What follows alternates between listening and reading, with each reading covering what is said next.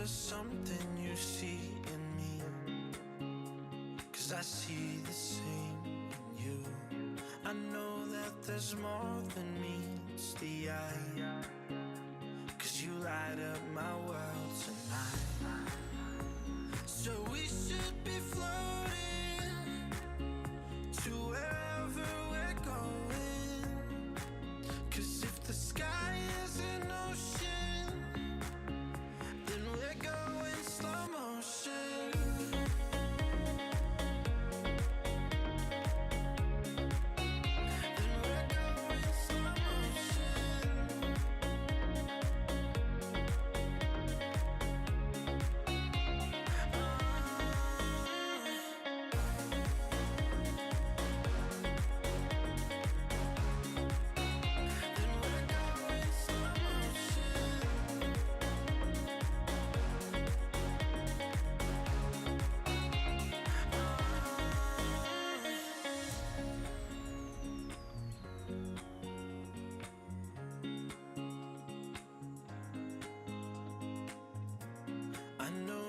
There's something you see in me, 'cause I see the same in you.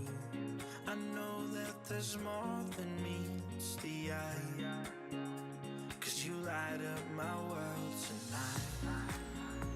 So we should be floating to wherever we're going, 'cause if the sky is an ocean, then we're going slow motion.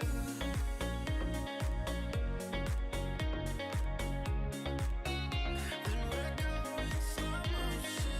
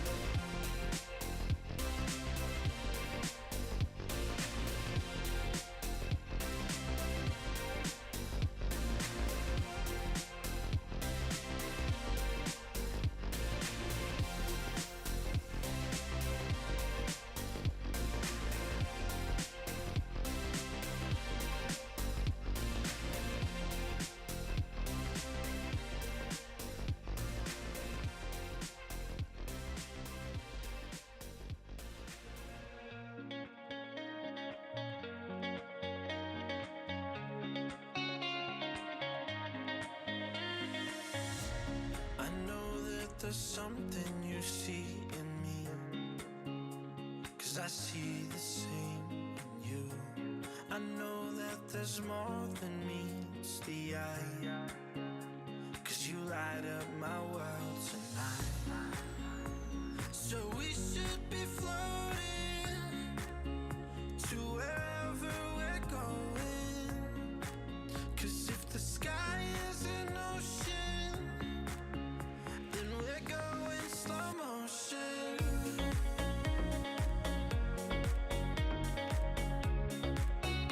Then we're going slow motion.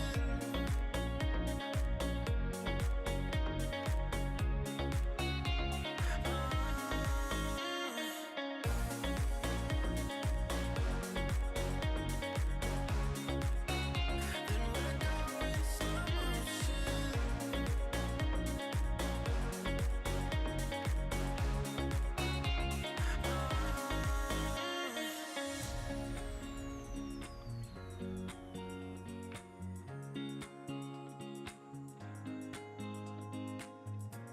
I know that there's something you see in me, 'cause I see the same in you. I know that there's more than meets the eye, 'cause you light up my world tonight. So we should be floating to wherever we're going, 'cause if the sky is an ocean, then we're going slow motion.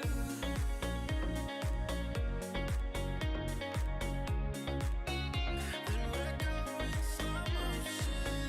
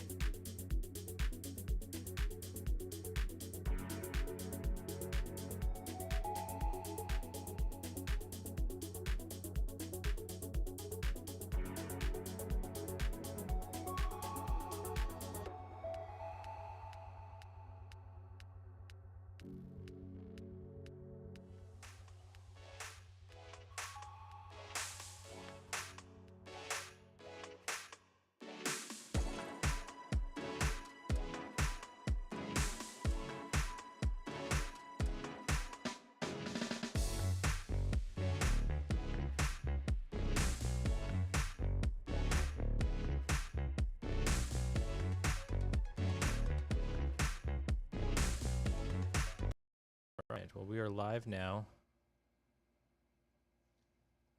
That's for our Patreon listeners.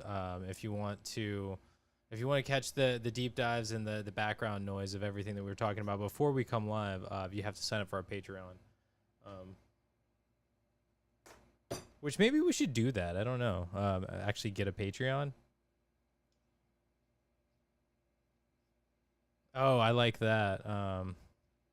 But we're the dollar flicks, you know, like we're cheap. But okay. Brian, I know I've delayed us long enough, so I'm gonna let us get into this one. But Brian, did you want to read our intro?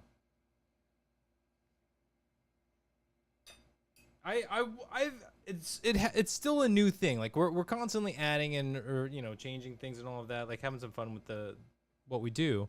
And this is a new one, so it's something we're trying out and having some fun, and we just gotta make it a regular thing.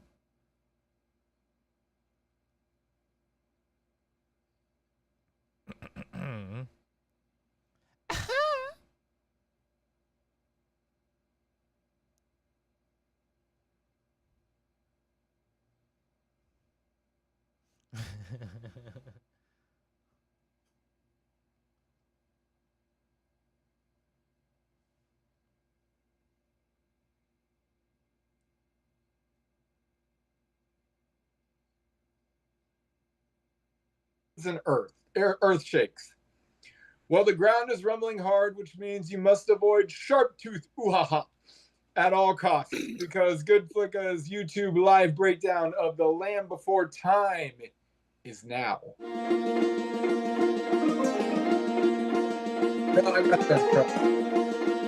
like it.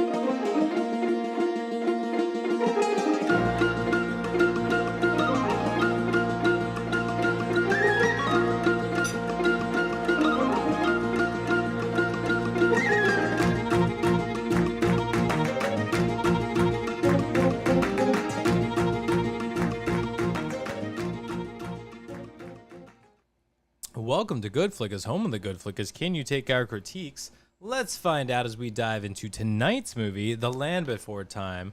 I am, of course, Matt, joined tonight by Brian, a.k.a. as a short-haired... Yeah. Fair and accurate, all right. Of all the dinosaurs, that's what you're going with? I'm just super excited for my tree star dinner. Yep. I like it. Thank you, Brian. We also have Jen joining us, a.k.a. as Jen and Kiwi. I love how you guys are actually framed tonight, where like both of you, it's like a perfect little two shot of you both on the couch. It's so good. We have Nick joining us as well. Long Nick. Sorry, Brian. I think Nick wins it this one. It's sad how often when he just uses his name in some sort of pun, it works out for him. But in this case, it's a lot. It's a good one. I originally was gonna do Dinosaur, but I was like, which is good. But I was like, I could be a little bit more in tune with the movie. All right. Make it a little more intimate in here. Right? Contrast. Lots of contrast. Well, everybody else gets fun lighting. I figured I'd do it for myself. But all right, we were talking about Land Before Time tonight. And this was Jen's pick. So she took over from me, and I will be filling in with next week's pick. But Jen, this was your pick. Please, pick. I don't know where it was coming from. Yeah, I don't know where it was coming from. It's your peak. I don't know. But yeah, Jen, why are we watching? Why are we talking about The Land Before Time in 2026? Because we can't. True. I'm so happy. First, thank you for letting me go, because I don't think I could wait patiently for this one. Because, like, let's be honest, I've been waiting like already years for it. I know I bring this movie up a couple times. I may have brought it up when we were watching The Good Dinosaur. But these are the dinosaurs that I'm talking about, guys. These are the ones that I love so much. If you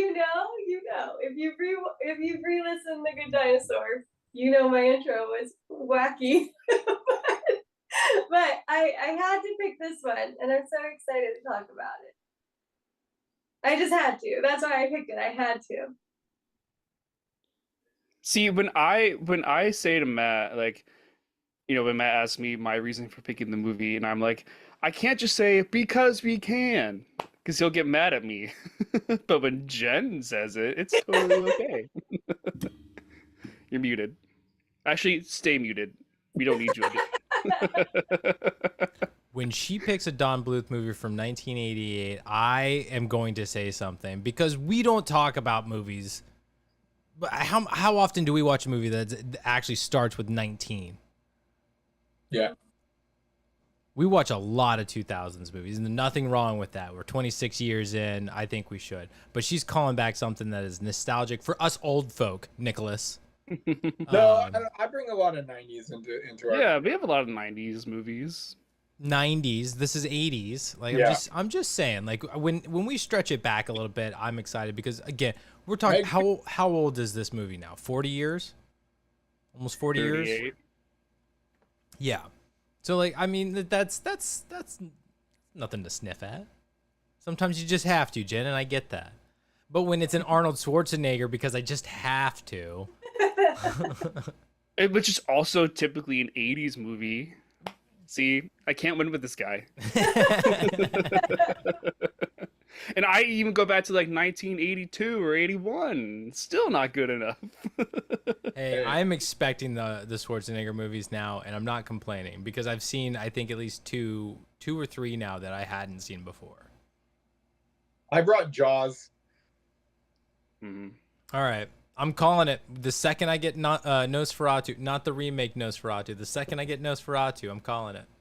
But like 1916 one or whatever, like 1920. What's the oldest? I think is the oldest Psycho. Is that the oldest we've done? For the bird? It might. Or My Fair Lady, I think that was 1960. Psycho was 60. 60. I don't remember what the birds is, but that's a good call. Oh man.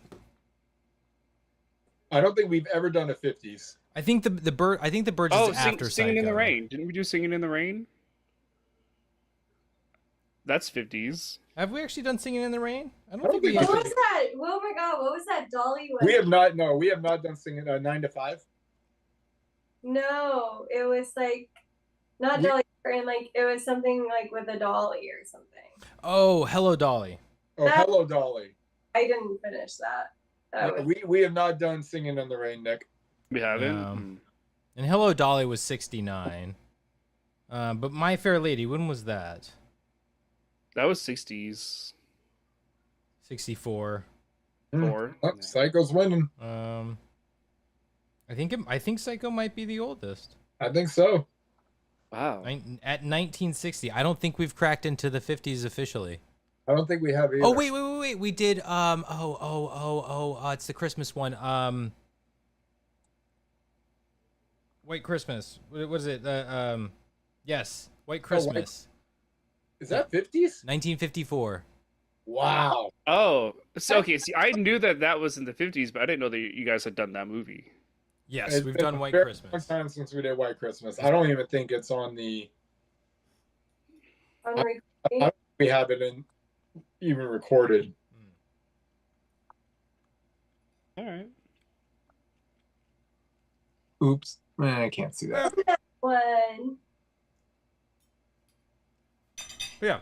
So I think that might technically be the oldest that we've seen. But Go White Christmas. there we I'm go. up with that. Yeah.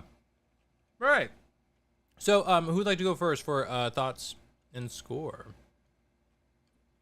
Okay. Okay. Yeah. So Land Before Time. This is not my first watch. It's probably second or third in my lifetime. But I think I do own this movie on VHS, but I believe it's in my mom's basement in Kentucky. So it was like the clamshell, like boxes. Matt, do you have it too? I don't know if I actually have the Land Before Time, but I was just gonna show like the kind of Oh, just like the shell, yeah, the case. Um, but yeah, watching it this time, I haven't seen this movie. Yep, that's it. Yep. It looks like a book. Um, so I haven't seen this movie since I was a kid, and I remember always having the memory of watching this as a kid and being, like just it's like very nostalgic, I guess, to me, of like having that memory.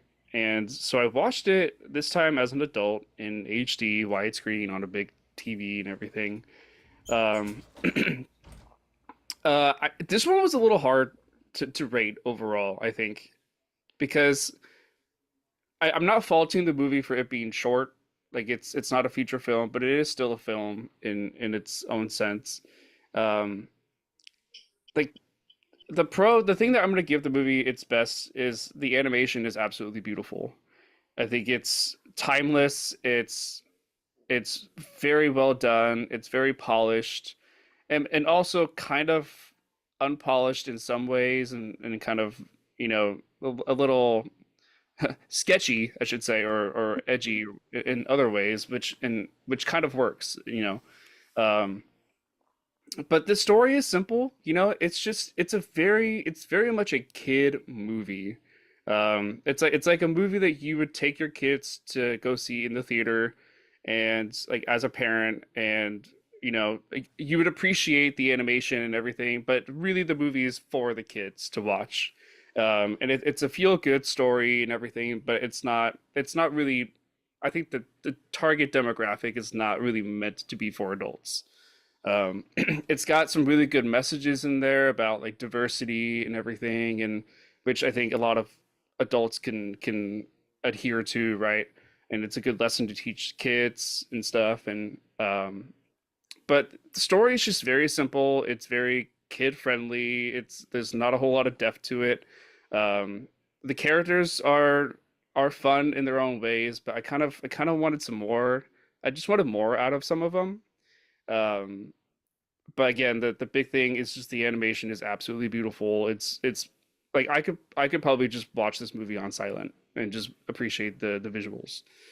Um, so it's not a perfect movie for me. Um, I'm just giving it a flat 4 out of 5. okay. 4. Fair enough. Mhm. Brian, you or me? You eating? I'll take a break. Okay. I can come up for air. All right. So, Swimmer. what was that? You're a big mouth. Oh, for sure. Big mouth for sure. Not a swimmer. Nope. No. Nope. So yeah, Land Before Time. It has been a long time since I've seen this movie, a really long time. And I mean, I told Jamie, I was like, it's been at least 20 years since I've seen this movie. Yeah. And that's just so I'm not saying like, yeah, it's probably been closer to 30 years. I remember seeing this movie as a child, and I think maybe 1 or 2 of the sequels. But once it got to Land Before Time 6, I was way out. But it had been a long time since I'd seen the original, so there's lots of this that I don't remember. It was really nice getting to relive the details of it all. And like you said, the animation is absolutely beautiful. The story it's great, but it's very simple. I think like this is obviously not like a feature film. It's barely an hour long, and well, it tells a complete story, and we get multiple characters and everything. Like, and it's really good for what it is. I think this really just shines as like a TV special. This is a movie you watch on TV with your kids when they're real young. And I sit here now. Well, she was on the other shoulder. Now she wants to test Amazing. this shoulder. It's cats just love their dads, don't they, Brian? Yeah. That's so good. Mine's ignoring me, but that's okay. So she's here now. Cool. All right. Well, now that you've got your parrot ready to go, but yeah, it's been a long time since I'd seen this movie. It was great to relive it. I don't think it's a perfect movie by any means, but I do think that it's really solid. but I think there's a reason you don't go back to this movie. It's not a story that's like, oh my God, I have to watch that again. Oh my God, I have to watch that again. Especially as a kid, you kind of have like an impact with this movie. And I think that's why we all have such fun memories of it. But there's a reason there's 14 sequels. You don't watch the original. You watch all of the fun, silly, great musical, doofy ones that they've made afterwards, because they're enjoyable and they all have happy endings, and the drama. Oh my goodness, it's funny. But this movie hits pretty hard, and I really appreciate that. There it is. It's impressive how with the hour-long run that they have, the amount of story it really does tell, and the explanation, and the like, how do you explain to a child death and grief? And this was a really great example of that. And I think that, again, I think that's why it was probably great for parents to have their kids watch this. It's like, all right, we don't have to teach our kids to understand what death and grief are now.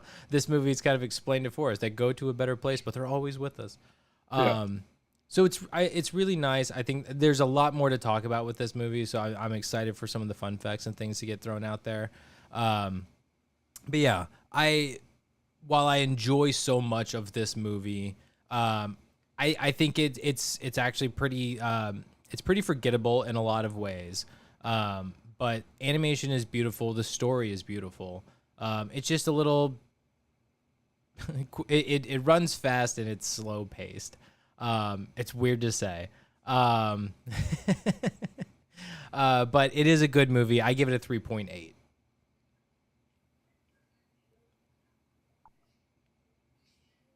All right. Well, much like you guys, I definitely have seen this movie plenty of times. But the last time I saw it was probably when I was 5 years old. It has been a while. It's one that I never. I mean, I talk about if it's brought up, but it's not the first thing that comes to mind. It's even when in the vast category of dinosaur movies, it's never in my top. You know, Jurassic Park is probably the ones that is overtaking that conversation. But watching it again, it definitely was like, you know, just jumping on an old bike. Things hadn't really changed much, and you just instantly start to remember things. Ducky is something that I remember the most about this movie. Even before, when Jen said we're watching Land Before Time, I was like, yep. Like, it's just like all that, like just the mannerisms of Ducky, it just all started to come back to me. I wanted to shout out the child voice actors are incredible in this. I know you guys have highlighted a lot on the animation, but I think their voice work is really, really good in this movie for all the kid actors. So major shout out to them. But to me, it's kind of like just about a mill of vanilla. You know, it's okay, it's decent. It's not the greatest. It's not the worst. It's crazy that this is such a heavy kid movie when we're dealing with the type of trauma that's involved in it. The death of a mother, the father is who knows where. Like, they don't even mention the father. He's just gone out. It's just mom and grandma and grandpa, and then she gets taken down. I'm like, wow, they had some edges back in the 80s, you know. Just as a fun fact, from pure discovery of things, Sure. Apparently Littlefoot does have a father, and they find him at some point. I don't know how, I don't know when, I don't know where, but apparently he does have a father out there. All right. He wants to go get cigarettes and is waiting to come back. You got to do the one night stand, and they busted. And then what's so crazy is I like had this. I think I I told myself this so many times that I realized how wrong I am. I always thought Little Sharptooth was in the first one. I was very wrong. Okay, so he shows up in the second one. And I forgot what they call him. Is it Sharptooth Jr. or just Sharptooth? Actually, they call him Chomper. Chomper. That's what it is. Chomper. Yeah. So I always thought Chomper was the first. I had just told myself, I swore up and down. I was like, no, Chomper isn't the first. And he hangs out with the crew for the rest. Nope, I was wrong. So No, I'm pretty sure he shows up in the second one. And he starts off as an egg. yes, So they're carrying him around as an egg, and then he hatches and like, And oh my then god, it's a hatches- sharp tooth, and they freak out for a minute. But then like, but we got to teach him like he's just a Right. baby. right. And I think in the third one he starts talking. So overall, I am right on line with Matt, and I'm giving it a 3.8 as well. The torch has been passed. Well, I'm the exact one. I am.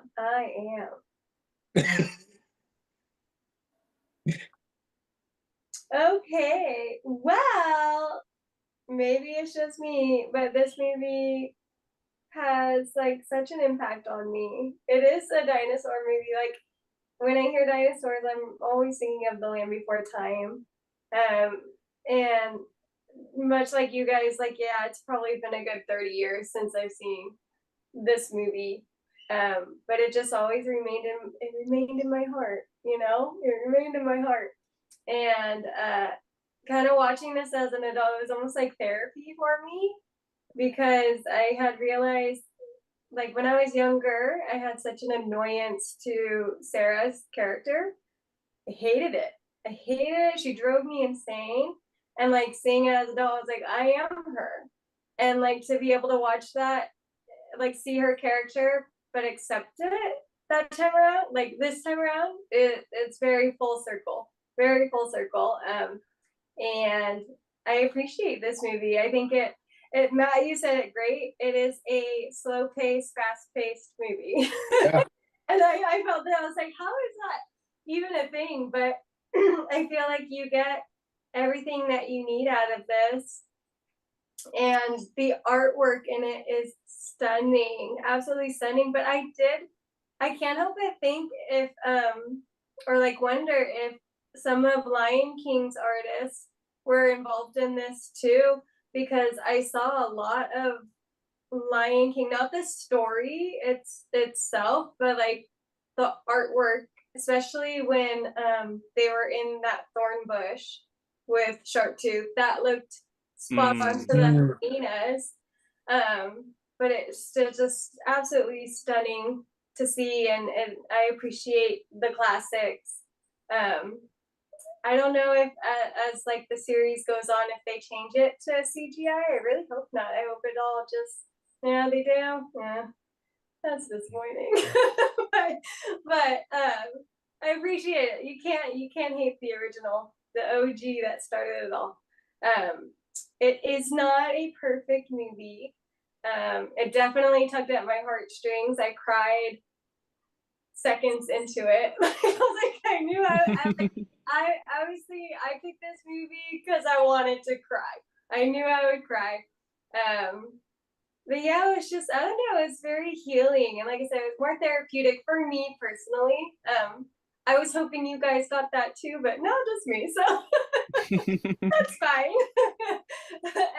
But with that being said, I'm giving this a 4.8. Was Sarah the three-horned? Yeah. That was her. Okay. Yeah. Go ahead, Brian. I like your Lion King connection. The other Disney connection that I forgot to say in my opening thoughts is it's probably why I find it a slightly Manila vanilla, is because I've seen the story before. It's a Disney movie and it's called Bambi. This is a lot of what's going on in this is essentially a lot is what went on in the magical forest in Bambi land. So just Remember Bambi? Like how I just know like the mom dies. And then Bambi goes on an adventure and gathers friends, and I don't remember all the full details, but this is, to me, I was like, this is Bambi with dinosaurs.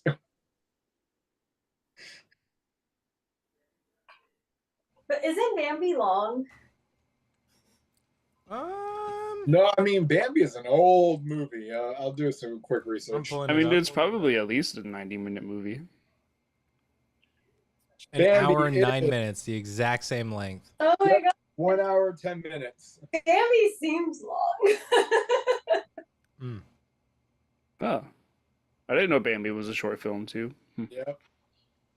I mean, the feature-length animated ones back in the day, they really weren't that long. I mean, 1942. Wow, is it that old? yeah. We're almost 100 years into Bambi. Wow. Jeez, though. Snow Yeah. White and the Seven Dwarfs, 1937. Yeah. I'm surprised we haven't picked any of those movies. Snow White, that's the first Disney movie or animated, right? No. That is, yes, it is the first feature-length animated Feature-length. film. Yeah. Like, Yeah. in general, first Yep. feature-length animated film. At an hour and 23 minutes, Snow White and the Seven Dwarfs in 1937. Snow White. I guess technically no, because a feature length is 90 minutes, an hour and a half. But Coming out in 1930s, that's pretty damn impressive. yeah, Can you imagine? This is hand-drawn animation. An hour and 23 minutes worth of that. Do you know? I don't even want to imagine the amount of No. cells and hours of drawing and painting that they had to do. Mm-hmm. Mm. It's Yep. so cool. God, insane. Right. I think that means we're at that point, right? There's something we need to do. Fun facts, fun facts. Sit your butt down cause Brian's in town. Fun facts, fun facts. Here we go now, so let's talk about fun facts. I love it. Hey, I like when we get celebration stuff from Nick. Extra fun. we got to dance with our little feet. I got two left little feet. Yeah.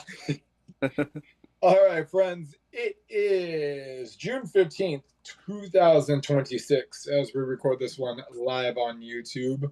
The World Cup is going on right now for anyone that is into that. And the Hurricanes just won the Stanley Cup. Woo! That's Right. that's what we really need to cheer about. I don't know. Why are we talking about this? And that's your good flick of sports. 16 wins, 3 losses the entire playoffs. Absolutely insane. Hell of a run for the and Hurricanes. Ryan, back to you for the fun facts. Nope. We're talking about the Hurricanes now, forever and always. They All right. didn't have hockey in the land before time. They didn't have soccer either, so why are we talking about the World Cup? Well, they were hitting each other. All right. The Land Before Time came out in 1998, as we have said. 88. What? You say 98? 88. Okay, you said 8. 88. It was directed by Don Bluth. I've never heard of Don Bluth, but Oh, I you know his movies. certainly know his movies. My goodness. You know his movies. Wow. Okay. This will be fun. Let's start with number 10. Pebble and the Penguin. Is it Pebble and the Penguin or the Penguin and the Pebble? It says Pebble and the Penguin. Okay, I believe it. I'm sorry. I was just like, I always fight myself in the title of that one. Yeah. Number 9, Bartok the Magnificent. Why is he? Okay. It's We a struck it. it's a I'm sequel. telling you, Matt does not like these letterbox top 10s. I don't understand how that is in a top 10 because it's a sequel and like, come on. We've discussed this multiple times about the what's the word? The bullshit. The suck ass of the The bullshit. the list. Yes. Take the suck ass. How absolutely uncredible it is. It just we if we were to rearrange things, it would be a lot different. But this is what we're given. Number 8 is Rock a Doodle. Woo! I never heard of any of these. Rock Yeah, a same. sunny day. Come on. Number 6, 7, can't count. Is 6, 7. Thumbelina. You've heard of Thumbelina, right? I have. I've never seen it. Oh. I think I've heard of it too. Yeah. 6 is Titan AE. This is one I have not seen, but I really want to. Okay, here we go. Number 5, An American Tale. Woo! Mm. Number 4, I have not visited this one in a minute. Oh, do I remember it though? All Dogs Go to Heaven. Oh, I saw that Yeah, one. there you go, Oh. All dogs go to heaven. Charlie. All dogs go to heaven too. Oh, there's a second one? Yeah. This Let's hear the it. second one is arguably better because it's less scary. Oh. Way better. He did not. Yeah, he did not direct All Dogs Go to Heaven too. Oh wow. Yeah. Well, that was- Number 3 is The Secret of Nim. Yes. oh, I've heard of that. 2 is The Land Before Time. Number 1, Anastasia. Oh, I never saw that either. Hmm. That is a good one. Everybody thought it was Disney. That like to this day. Well, it's technically Disney now. But doesn't that have Mickey Mouse in it? No, That's Fantasia. Oh, is that what I'm thinking of? probably. And the Sorcerer's Apprentice, where he's Yeah. where he's making the brooms dance. That is The a walking completely broom. different thing. Yeah. Yeah. Hmm. Okay. So he's like the not Disney guy. He was like the other animator against Yeah. Disney before there was like DreamWorks and Pixar and all the other people. Like Yeah. he was kind of the guy that would compete, and his stories tended to be darker.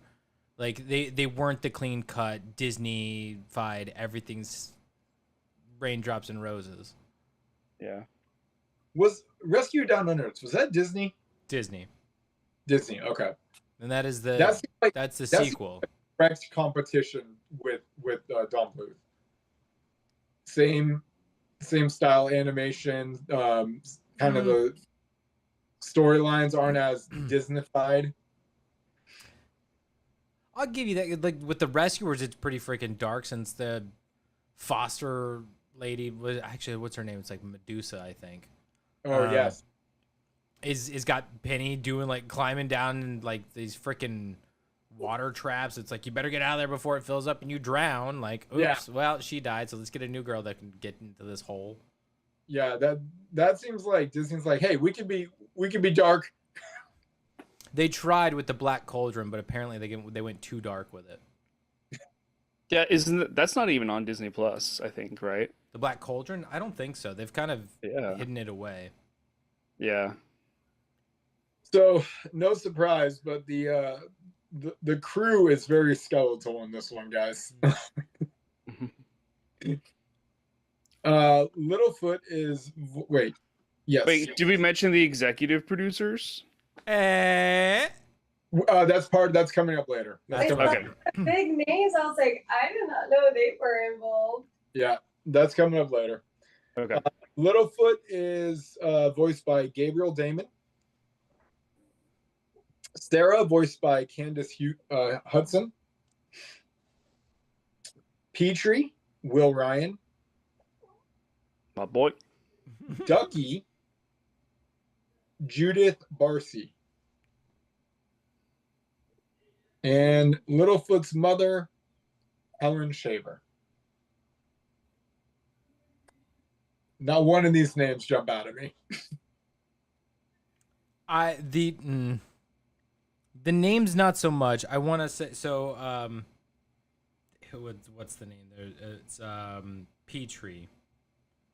Will Ryan. I want to say he's the one that I recognize, but it's as a voice actor. Because he's done some Disney stuff back in his later career. But the one that like I recognize, like when I saw this credit, I was like, oh, I absolutely know this character. It's the Little Mermaid, but he's credited as the seahorse. Okay. And that was the trumpet. Right, like you know exactly what seahorse I'm talking about. But yeah, he's done a ton of voiceover work, so he's one of those that like I recognize his voice, but I don't know him for like physical acting and all of that. And then Matt, you bring up Newsies a lot. Yeah. I thought you'd like to know Gabriel Damon, voice of Littlefoot, is Spot Conlon in Newsies. I think I knew that back in the day. Yeah, Spot Colin, because everybody's afraid of Brooklyn. Spot Colin's territory. Yeah. So I just thought you should know that. No, that's good to know. I didn't actually look into him. The only other one that I saw was the narrator. But Nick's got his hand up, so I'm gonna move on from Gabriel Damon. Woo! No, you're fine. I was just bringing up a hypothetical here. What do you guys think about Robin Williams voicing Petrie? No. No? No. We got that with Ferngully, and I'm happy with that in Ferngully. Well, because Petrie's character kind of reminded me a little bit of the beginning of Mrs. Doubtfire. No. Like it had like a similar vibe. No, but okay, give me your reasons, Brian. What's your hard no? I am a hard no. First of all, it needs to be kid voice acting, hands down. Well, Bill Ryan's not. Was he? Wait, was he a kid at the time? I know. Oh, he's not? No. Yeah. Oh, he sure sounded like it. Okay. But I think you don't need over-the-top comedy in this. And I think Petrie was played perfectly for it's like, okay, you're a good laugh, but you're still, I still care about you. And I want you to make your journey where you're not trying to be like the stand-up bird that's trying to make everyone laugh. And I just feel like Robin Williams would probably try to put that twist on. I mean, he had some jokes in there. Petrie. For all of the characters like the kid dinosaurs, I think you need Petrie to be more of. He probably has the most lines of all of them. Like, I mean, he's doing a lot, he's saying a lot, and he's emoting the most. So to pressure a kid and to give you all of that is a lot to sell. Because I want to say you've got Littlefoot, Sarah, and Ducky, who are voiced by children of that appropriate age. And you can hear that, you can feel that, because what they're trying to get from them is the vulnerability and like that innocence. Whereas Petrie, he's afraid of flying. Like, he's a flyer who's afraid of flying. Like, that's his big problem. It's not such a big issue in the sense of like what those other kids are going for. Of like, I mean, when we see Ducky crying because she's lost her family, like, she is devastated. Like, big old crocodile tears, like the kids emote, and it tugs at our heartstrings. Like, it's kind of playing on our emotions. But with Ducky, he is the not with Ducky, with Petrie, he is like the comedy. So you want somebody who can sell that comedy, and I think it's just hard to kind of expect that from a child. Ducky's got some comedy too. She's got. I love Ducky.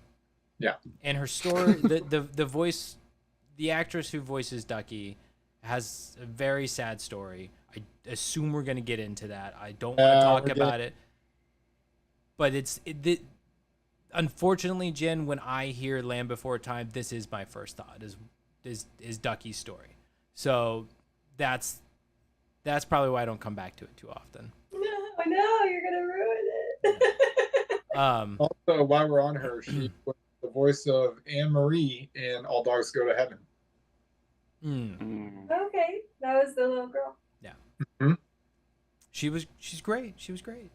I hear it. Yeah. All right. Ratings. I had a couple of other actors I wanted to call out if I could. I don't have to dive in them, but Pat Hingle, who was the narrator. Only you could do that. Sorry, you mean the person who's passionate about movies and cares about the cast is like, oh yeah, I recognize this voice and know that person? Just saying. Anyway, you would recognize this guy if you looked him up too. But Pat Hingle, who is the narrator in Rooter, I'm not going to dive into stuff, but shout out to him. He does a great job. I think he's got a great narration voice for this kind of a thing where it's kind of like that sad, somber tone for everything. So I thought he did great. The last one is it's Frank Welker, who I've mentioned multiple times. He's in tons and tons and tons of Disney stuff that you know. He's the voice of Spike. He does a lot of those kind of like animal sounds and kind of the I want to say he might have been Ed. He might have been Ed in The Lion King. I can look that up to confirm.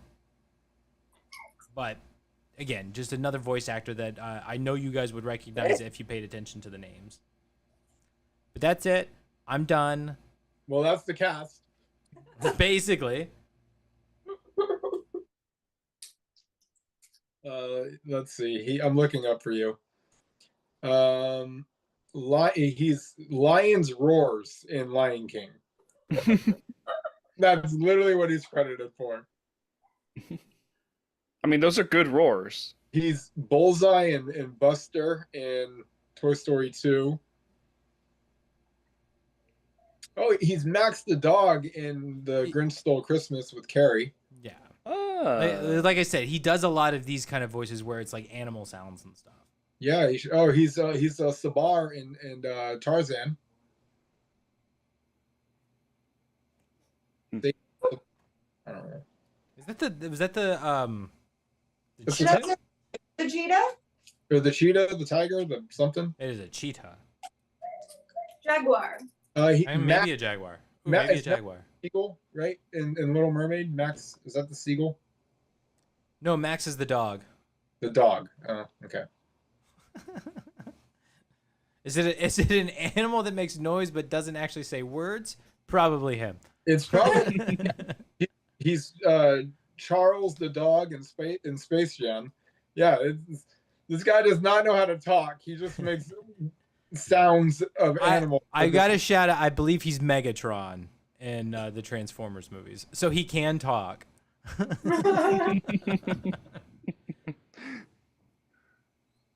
Just not as a human. Reindeer voices and the Santa Claus are amazing. Man, this guy's living his best life. I feel like he oh god, Amazing. what's his name? What's the guy in Police Academy? I can't believe I'm blanking on his name. I bet this actor, he's cool at parties. People are like, "Hey, make the deer sound from the Santa Claus. Hey, Yeah. make the roar from the Lion King." Like, He's probably so tired of making the roar from the Lion King. That He's like sorry, a my freak- voice is my throat is sore. Jukebox. Hey, what? God, it's killing me that I'm blanking on the actor's name from well, Police while you do Academy. that, Brian. Yeah, I'm gonna continue why Matt tends to. You hurt know him. who I'm talking about, though. It's he's in Spaceballs. That guy is a freaking soundboard, like a human soundboard. Absolutely incredible. But these guys should team up. All right, so we're giving this one 4.1 out of 5 stars. I'll allow it. What? I'll allow it. Okay, that's good. Michael Winslow. All right, I said it. I'm done. IMDb is 7.4 out of 10. Letterbox is 3.8 out of 5. So good job, Matt and I. 3.8. I guess it's okay they were teamed up with Letterbox. They get it right sometimes. Sometimes, yeah. Roger Ebert, 3 out of 4 stars in a boring ass review to read. Nothing to pull. Nothing. I'm like, all right, we're still sharpening our pencil here, Ebert. Not quite the crafty wordsman yet. I think you're still pretty jaded about kids movies, so it's like I have to sound smart when I'm writing about kids movies. Yeah, it was. I was like, there's nothing to pull. Budget 12.5 million. Worldwide gross 84.8 million. That'll do. So, well done, guys. Well done. That'll do. Okay, we're just gonna start this one hard and fast. Judith Barcy, who did the voice for Ducky, unfortunately and tragically, was murdered by her father. Oh my god. Oh my god. 4 months before the film's release. She was only 10 years old, Oh my god. Her headstone includes the famous line in this film, "Yep, yep, yep." Oh my god. Whoa. Yeah. I did not know that. Yeah, By her father? yeah. I was What? about to start Googling and going into a deep dive on this one. Muted. Now you're muted. You really want me to talk? It just gets sadder. Like I welcome you to do the research and kind of look up her story. It's really sad. No, it's, I mean, that's cold blooded. Like we don't need to know the reason. That's just cold blooded. and it sucks because you could tell the talent that Miss Barcy had. I mean, just off of Land Before Time and All Dogs Go to Heaven, like those are bangers that she's crushing, and she's not even in her teens yet. She would have had a killer Hollywood career. Cat butt. I'm telling you, I don't whiskers on one today. Look at me, Dad. Look at me. All right, this was the highest grossing animated film of all time until another animated film came in. A Bug's Life. No, way before. Hunchback of Notre Dame. Nope. It's Is the, it a it's two? the- Is it a 2D Disney movie? Oh yeah. Hand drawn Disney. And now remember, if I remember, like Lion King was the king for quite some time, so it's even before Lion King. Yeah. Beauty and the Beast. Not quite. Oh, I was being a smartass. I thought it was The Lion King. So something else dethrones it between then. Okay, it's like a 10-year period. Like between 1988 and like 1993. Yeah, because what? Yeah, it was Lion King 93. I think that's right. Yeah. And that was 97. No, wasn't that long. Oh my God, Lion King. Here we go. 92, 93, 94. 94. Okay. 4. Oh gosh. Okay, so, geez, it's like a 6-year span. What the hell was it? We're going into like the vault here. It's a Disney movie. Yeah. It's a Disney movie. But not Beauty and the Beast. Little I Mermaid. would think Little Mermaid. Yeah. Little Mermaid. Okay, yeah. I was I was gonna- like, it's not that hard. no. I was thinking like early 90s movies. I'm like, I was boiling it down. It had to be one of the 3 princesses, right? Like you've got Yeah. Pocahontas, Ariel, and Belle. Yeah. Or Yeah. or Jasmine. Aladdin was a little bit It later was though, right? Jasmine. Oh wait, I that's thought right. Aladdin. Yeah, Aladdin was later, huh? Yeah. I think that was like mid 90s. All right, the theme song, If We Hold On Together. 92 was Aladdin? 92. Oh, okay. Wait, so Okay. when was Little Mermaid? 90. 91. Was it 89? 89. When Okay. was Beauty and the Beast? That had to be 90. 92 as well, I think. 91. Damn. Man, probably they doing were, like 20 they were, years. yeah. Yeah. I'm really good at that game. You are. I am terrible with the years, but you get so damn close, if I not know. spot on. Anytime if I'm within 5, I'm very happy with my guess. Mhm.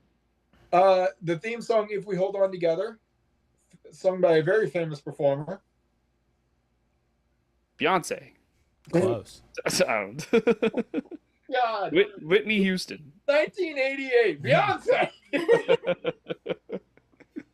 She She was was just way about to make it big with Destiny's Child.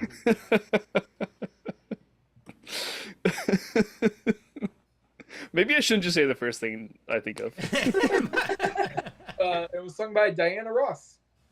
Oh yeah, I did see her name. Yeah. Okay, the original scene, there was a fully visible sharp tooth on the back of Littlefoot's mother. Rather than going with the shadow version that was in the movie.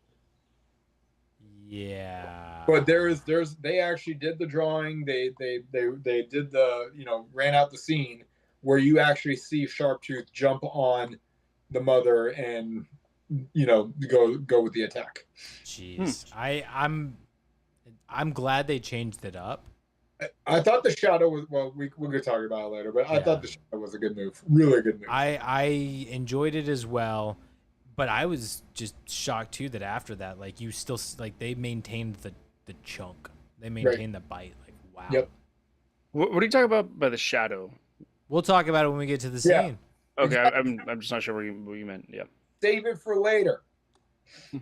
An outstanding 13 sequels have been made, as well as 8 games, 2 sing-along videos, and a TV series. And a partridge in a Wow. And the Great Valley continued, apparently. It was prosperous. All right. It was co-produced by 2 very big names in the game. We saw the I've day. never heard of them. Always love when I see these 2 together. Just, you know, especially being in 2026, these guys are, you know, best friends. They are, Hollywood would not be what it is without these 2. And so major shout out to George Lucas and Steven Spielberg. The You know, greats. I mean, obviously they started out young, and Jaws was, you know, 75. We're in 88.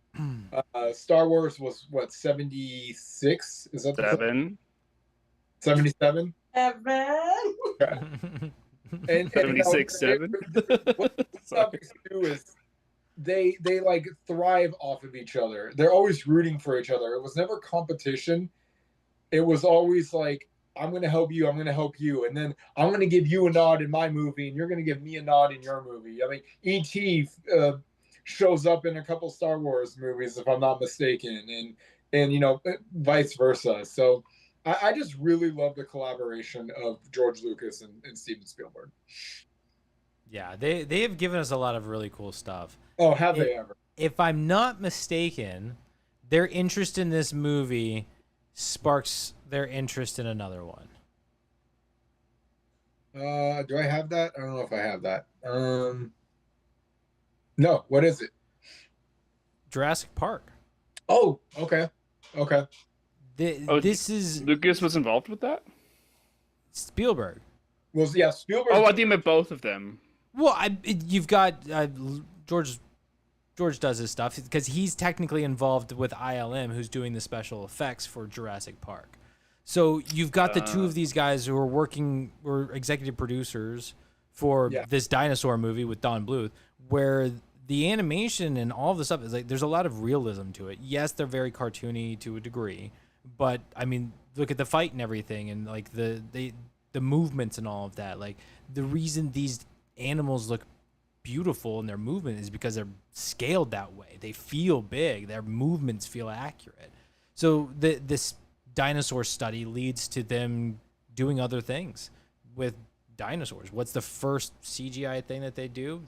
Jurassic Park, and they CGI a T-Rex. They CGI a sharp tooth, and it still holds up 20 years later. It's still that good.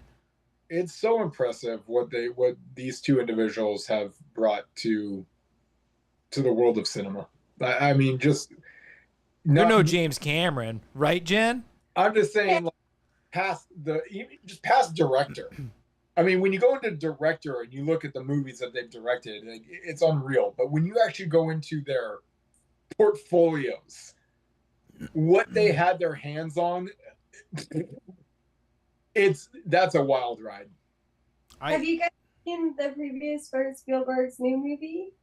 Disclosure Day? Yeah. I have, yes. It looks really good. It looks a little dark. I mean, and that's the thing. He's still cranking out movies. Yeah. He's still going. Yeah, man. Just like Clint Eastwood, like he's still going. I don't know how Clint's doing it. I mean, I don't know. Yeah, I don't know. God bless the man. No offense, but the fella is old, but he's doing it. He's doing it. They say directing feature films is extremely stressful and hard on somebody, and well, He's thriving, man. Yeah. Yeah. When you got it, you got it. It makes you wonder if his "Are you feeling lucky, punk?" line is kind of chiming in on himself now. Am I? Am I? I All think right. he's feeling pretty lucky. Pizza Hut once ran a promotion involving the characters. So this is a quoted fact. If you spent a certain amount on pizza, you could receive a free hand puppet of one of the characters. When the film was first released on video, there was also a commercial for Pizza Hut, which played before the movie started. Wow. That doesn't surprise me. Brilliant move, Pizza Hut. That's awesome. Brilliant move. Nick, you got to find that VHS and tell us. Ooh. I don't know Oh, if I it's have on it the VHS tape, not just like when it was in theaters. Yeah, it's on the tape. Oh. Okay. Yeah. Pizza Hut is not what it used to be. God, Pizza Hut in the 90s, it didn't get any better than that. If Yeah. anyone, All right. I'm gonna text my mom, and I'm gonna say, Mom, find the VHS of Land Before Time. It is a matter of life and death. if I Yeah. remembers Pizza Hut in the 90s, I remember going. It was one of those places where I was probably the weird kid who ate, like, I was like excited about the salad bar. those are tree stars. Yeah. I don't get what you're complaining. I still got pizza. I don't know, like, I was excited about the salad bar. I don't know why. Oh, wow. There were a couple of places like Ruby Tuesdays and stuff like that had like a salad bar you could go to. I got excited about the salad bar because it was like, psh, I just keep eating salad. Okay. No, I can pizza, keep making it with whatever the hell I want. Okay. their pizza was delicious. They had the slogans down. No one outdoes the Hut. I mean, they had their game locked. I don't know what happened to them. I really don't. But they are not anywhere near what they used to be. I don't know. I feel like you can't really get away with like the buffets anymore. No, so yeah, I think it's probably Sizzler. Are they having problems too? I probably not, just because Sizzler's been established for so long. Like, I would imagine Golden Corral's doing fine too. What's the other one? Oh my God, Hometown Buffet. Ah. That one needs to like done. Lock it up. No good. Throw away the keys. Sizzler, I can always get down with Sizzler. Thank you, Oh, thank you, Grandma. Grandma introduced me to Sizzler. Didn't Sizzler- have it. both like buffet and a normal dinner. You could choose. Why wouldn't you get the buffet? She'd be like in the kitchen, and it'd be like around, like 12 o'clock, 1 in the afternoon, and she's trying to figure out what she wants, and she's looking around, and she's like, nah, no, I don't want that. Kids, we're going to Sizzler. Yeah. I feel that is like a scene out of a 90s sitcom. Yeah, no, 100%. And then Jen and I were like, how many ice creams are you doing? Like you're already conspiring before you leave. Hell yeah. You're a kid going through a buffet that's got all of that stuff? Hell yeah. Okay, you're I going know there. you said that you're like I get it. Hometown buffet, not where it's at, but I did the same thing with my brother of like, yeah, we're gonna get the ice cream at the end. You know? If you're a buffet that doesn't have ice cream, Oh, you're useless. Well, because they also have like the chocolate, vanilla, and then like the mixed one in the middle. Yeah. the topping section. Ooh, yeah. That's where it was at. Hmm. I was never a toppings person. I'm like, just give me the ice cream. But I keep going back Yeah, for you the gotta ice have cream. You some gotta on it. get a little texture in there, especially No, if it's like frozen yogurt. No. Because See, I can't do stuff like gummy worms. Like you can't do gummy worms in frozen. No. I don't. Yeah. Why? I don't understand putting gummy stuff in frozen things. I agree. Yeah. You It's just got to be needed like like crumbled up Oreo pieces or I like can live with that. Reese's Reese's Pieces or something. M&M, sprinkles, chocolate chips, white chocolate No chips. sprinkles. Jimmies. No Jimmies. No No Jimmies. Jimmys. No Jimmies. Sprinkles suck. Ooh, No Jimmys. Matt 2026. I Brown bites. What was it? like bits of crumbled up brownie. Oh yeah, yeah, yeah. Oh yeah, yeah. Mhm. Maybe chocolate chips. And cookie dough. So now you got like a brookie topping going on. Did you? I know Cheeky did, but did you guys ever go to Fresh Choice? Oh yeah. Oh, we had one in Vacaville. I like Fresh Choice. It was meh. We went there once and we were like, nah, never again. That was a flash in the pan, right? Is there any fresh choice anymore? I mean, there was one in Vacaville, and that's the only one I've ever known of. I knew one in Grove City, and that's Is it still there? I'm gonna check. It's not. I go there every Sunday. It has not existed for years now. yeah. Okay. When The one in Vacaville? yeah, when I like Okay. when I was living down in Fairfield, it was the building was there, Mm-hmm. but it was never open. Got it. Well, So I've never been. Jen, I've never been. It was good. I liked it. I grew up in the South. We didn't have places called, what was it, Fresh? Fresh, yeah, called Fresh Choice. Fresh Choice. Yeah, that wasn't a thing. Only in California. We had Smithfield's Barbecue, Cookout. Church's chicken. We had Tony's Pig Out, you know, whatever. I don't know. Bees Barbecue. Yeah. We had that the back of the barn. Well, speaking of extinct species, there was Nice.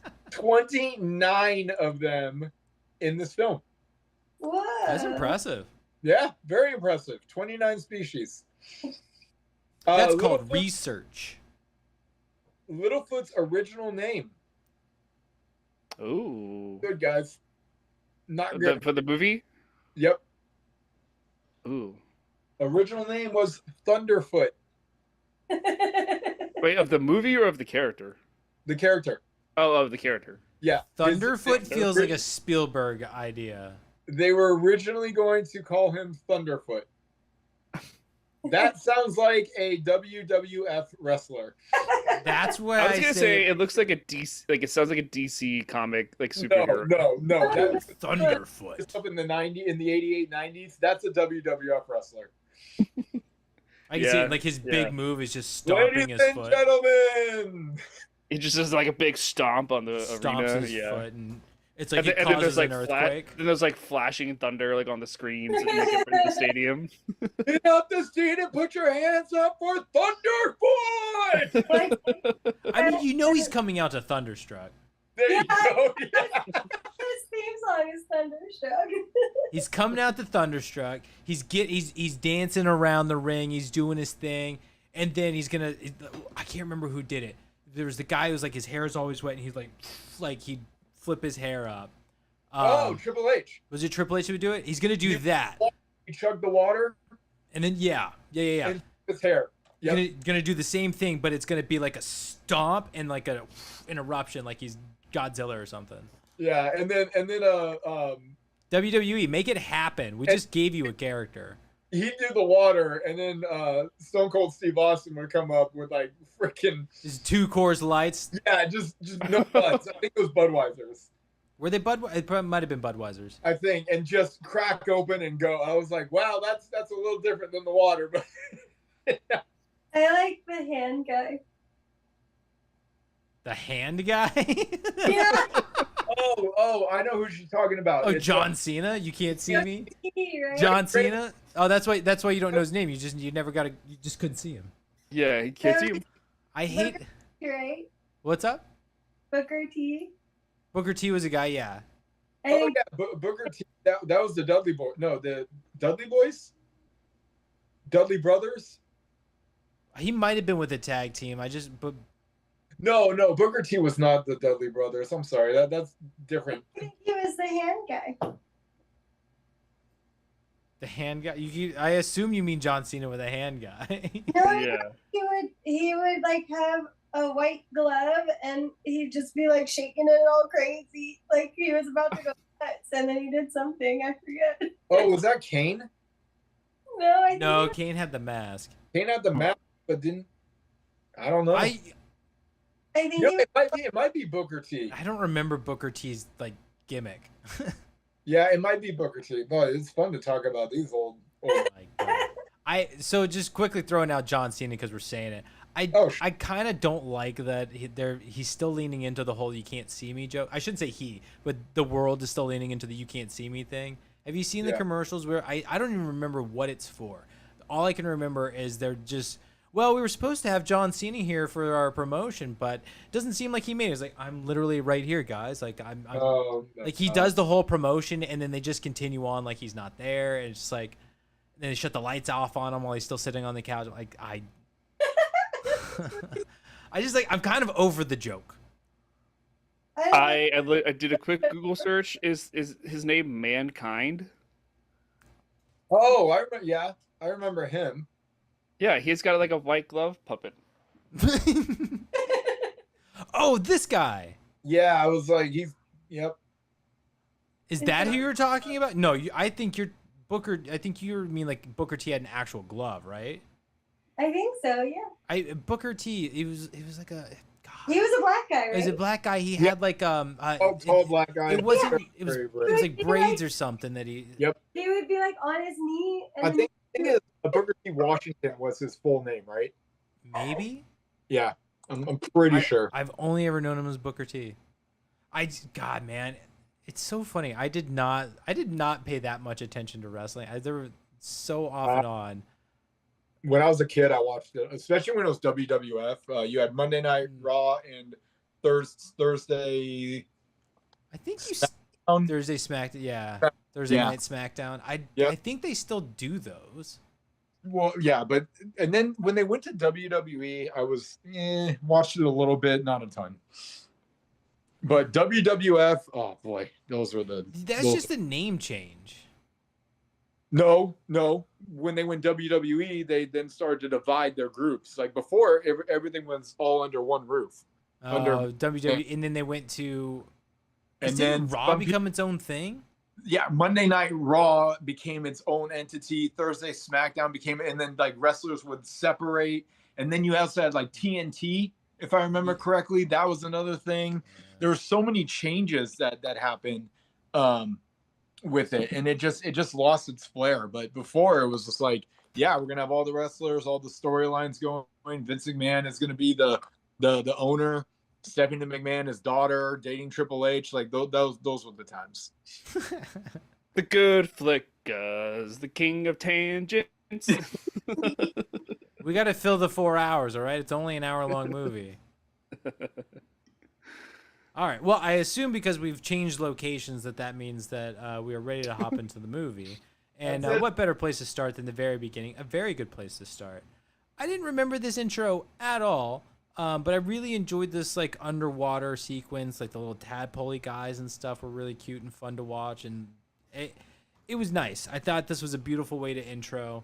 And then we kind of get our start with our introduction to Littlefoot and the narration and all of the babies being born. So it's just, I think this is really cute. I think it's beautiful. It's a nice way of setting up this story, and it's just kind of, it is what it is. Like there's nothing groundbreaking about it, but it does highlight, I think, the animation of this movie, and it kind of sets the tone for how the whole movie is going to progress. So wait, hold on, cut. Did we even talk about awards? There were no awards. Oh, there were none. Okay, sorry. Continue. Why? What do you think it wins? Saturn Awards? No? I don't think I heard you. I'm asking you. Oh, me? You're the one who's concerned about awards. Oh, no, I just didn't hear anything. I thought we were skipping ahead. No. No, continue. All right. Well, no, that's all I've really got for the intro. Like I say, that it's we get to see the dinosaurs, we get narration, beautiful animation. Like it's just a nice little start to the story. And it kind of it just explains everything that you need to know right off the bat, and then boom, here we go, we're in it. So I mean, do you guys have any thoughts or feelings about the intro? Don't have to. This movie goes by quick. Yeah. No thoughts on the intro, Matt. What's up? Sorry, Jen coughed and I couldn't hear you again. Oh, I was gonna say no thoughts in the intro. Puts you underwater, brings you out. We're good. Yeah, it's. Go ahead, Nick. The music is soothing. It's like I said, it's a beautiful, it's a great start. It does exactly what it's supposed to do, and does it well. Go ahead, Nick. I don't know if I would consider this the intro, but it was definitely to me the beginning of the movie. Um, I really liked the whole um, like the setup you get about because I kind of mentioned this in my initial thoughts about how like the parent dinosaurs are essentially starting off by saying like, oh, like we don't associate with these types of dinosaurs or talk to those types or hang out with these ones. And That's right. You I weren't just thought I expecting just thought racism in a children's movie, were you? that well it's like classism or whatever, you know, it's so it Sure, we'll call it like classism. The Capulets. yeah and just so I just thought that that was really interesting, like to start the movie off like that with the story. Not what I was expecting. Because you bring it up, I do appreciate that it kind of establishes this tension among the dinosaurs where it's like you have your herd and you stick with your herd. Like that's just kind of how it is. So when these kids all find themselves lost, it's like they have to come together, which is unheard of. So Well, it's yeah, nice. But it's funny though because even though the land is all connected, that they are still separating themselves. But it takes the land being disconnected for them to get connected. I think that's just brilliant. It's brilliant storytelling, you know? Ryan, Getting all poetic over yeah. here. All right. So I think we're on to memories. If anybody's got one, I have my memory. yeah, My memory from this movie is Petrie. yeah. He is when I think of Land Before Time, I think of him. I think of like the whole trying or being scared to fly bit. I remember that as a kid. I remember the little jokes he would crack here and there. You know, when he has the leaf and he guards it and he walks back and forth like he's a guard. Like Yeah. I love that bit. It's so perfect. I even love like his just his character, how he talks. Like he has a little bit of a stutter. He's always kind of a nervous guy. I don't know. I relate to him the most, and he's just the most memorable thing from this movie for me. Yeah. Go ahead, Brian. It's so interesting because my memory is Ducky. Okay. Ducky to me has more of the quotable, re-quotable moments that you could do. The nope, nope, nope, the yep, yep, yep, Hmm. things like that. The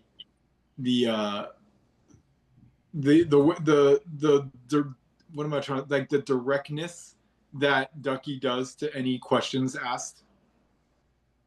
It's like speaking of like Petrie, I flied, no you followed. Yeah. Yeah. Things like that is very memorable. And then my other memory that I have, I'm not calling it a scene, it's more of like a quick moment, and it's this one shot where you've got a more zoomed out view, and it's of Sharptooth. It's kind of like in the middle of the movie. It's of Sharptooth going after the group of friends, and it's just, you guys know which part I'm talking about? Is that right before they go into like the rock wall?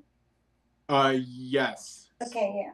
They're oh, you know what? They had just they were woken up by Sharptooth. So Okay. Oh, they're in the footprint and everything. yes, they're in the footprint. Oh yeah. It's just that one.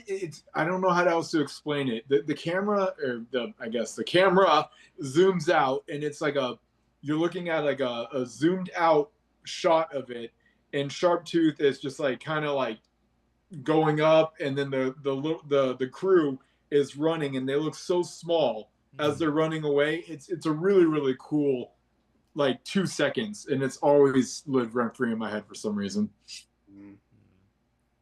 It's like the scale that they drew the two sides at. Yeah, it makes it feel big. Yeah, honestly, like anyone that's like a huge Land Before Time fan, if you were to like freeze frame that and then paint it, it would be a really really cool prop to have.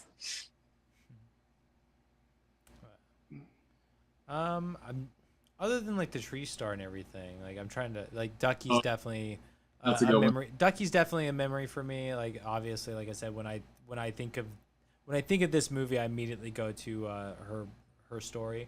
Um, but what I'm going with my memory from this watch in particular because I think Ducky's probably like my true memory.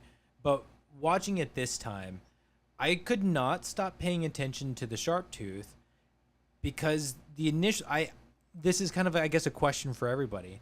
Is it the same sharp tooth throughout the entire movie? Now, before you answer, this is what I was noticing. The first sharp tooth that we see essentially has one good eye. It's got it's I believe it's its right eye is like closed like the entire time. Yeah. And it goes that way, and then the next time that they come into a big encounter with another sharp tooth, both eyes are good. And then at a certain point, it's the eye goes bad again. And I think even so when the eye is bad, Sarah confronts that sharp tooth, but then it opens the bad eye. So it's I don't want like obviously it feels like an inconsistency with the animation of like they're probably done it different times and there wasn't the connection of like oh this one has one bad eye all of the time. I don't know. Easy thing. It's a continuity thing. That's not that big of a deal. But it was what I kept noticing this. I was staring at this sharp tooth, trying to determine if it was the same sharp tooth. I always thought there was two. I feel like it's two. Yeah. That's how I see it. Because it's the eye indication is the thing for me. And while there are like actual inconsistencies within that, I still see that as like it's two T-Rex. I think I had two perspectives on this. I think it's like as a kid, I think it's assumed that it's the same one. But given the circumstances of watching this as an adult, the very first time that the first Sharptooth goes when he gets falls down the cliff like in between the two sides, like that's death. I'm sorry. Like that is a far long way to go. You're getting crushed in that. There's no like climbing back up. And then even the amount of time it takes and for that Sharptooth to find the crew, like that just doesn't add up timeline wise and like realistically. But I can totally see it from a kid's perspective being the same one. But I agree with Jen. I think there's at least two, because there can't be just one. Like there has to be two in order to make Yeah. Chomper, right? Yeah, right, and yeah. So I'm with Jen. I think there's at least two of them. All right. Yeah. Jen, did you have any memories? Yeah, so my memory, I want to say I wish it was Ducky. Like when I saw it, I was like, oh yeah, now I remember the friends.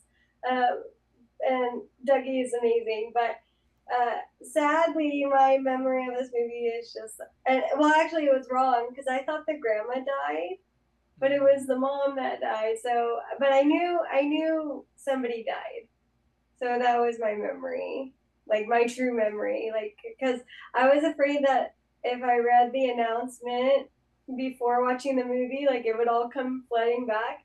So I actually waited. I was like, wait, I'm gonna watch this first. And as I was watching it, things started coming back. But yeah, I would say initial memory is when that the mom dies. I completely forgot about his like guardian being his grandmother. I just always thought it was his mom. I always remembered that it was his grandparents that he ends up with. Really? Yeah. I forgot that detail. But the weird thing was, I didn't remember the mom at all. Like I think my memory of it was that it was his grandmother who died. But yeah, But it was just Same, yeah. But it was just grandma and grandfather. Like there was no dad, there was no mom. That in my head it was just grandparents. Yeah, same. Is it the Bernstein effect? Yeah, we had to block out Yeah. the trauma of somebody losing their mom. Yeah. Yeah. All right. All right. So scenes, do we want to hop around? Anybody got Any big quotes, Brian? Nope. He's trying to think about it now. Yeah. No, I'll start us off with something. Yeah. How do I word this? 42. Yeah. Nice.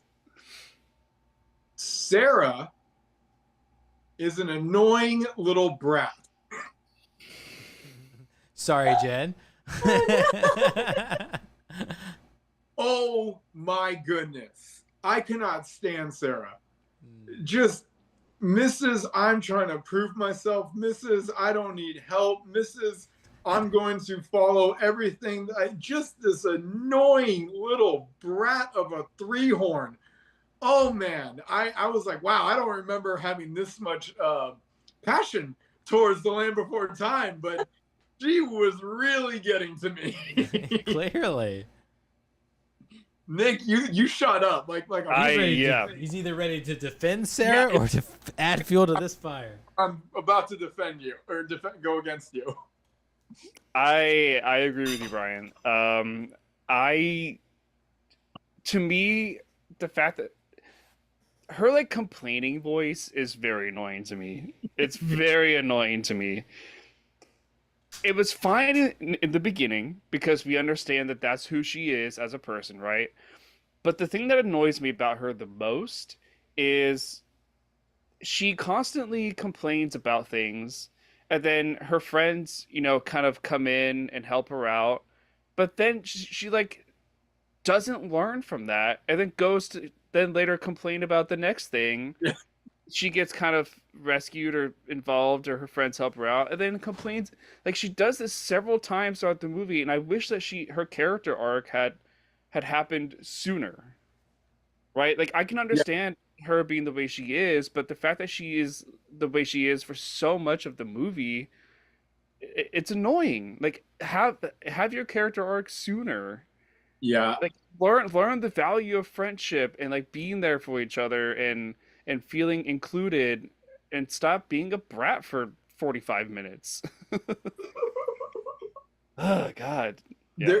There's a moment obviously I'm not going to notice it when I'm freaking 5 years old, but I noticed it today when she is calling for help and she's being held by the friends that are swamp monster. Yeah, draping like the Scooby-Doo villain that has Yeah. That's a great way to describe it. What? That is a great way to describe it. When she's calling for help, she calls everyone but Littlefoot's name. Oh.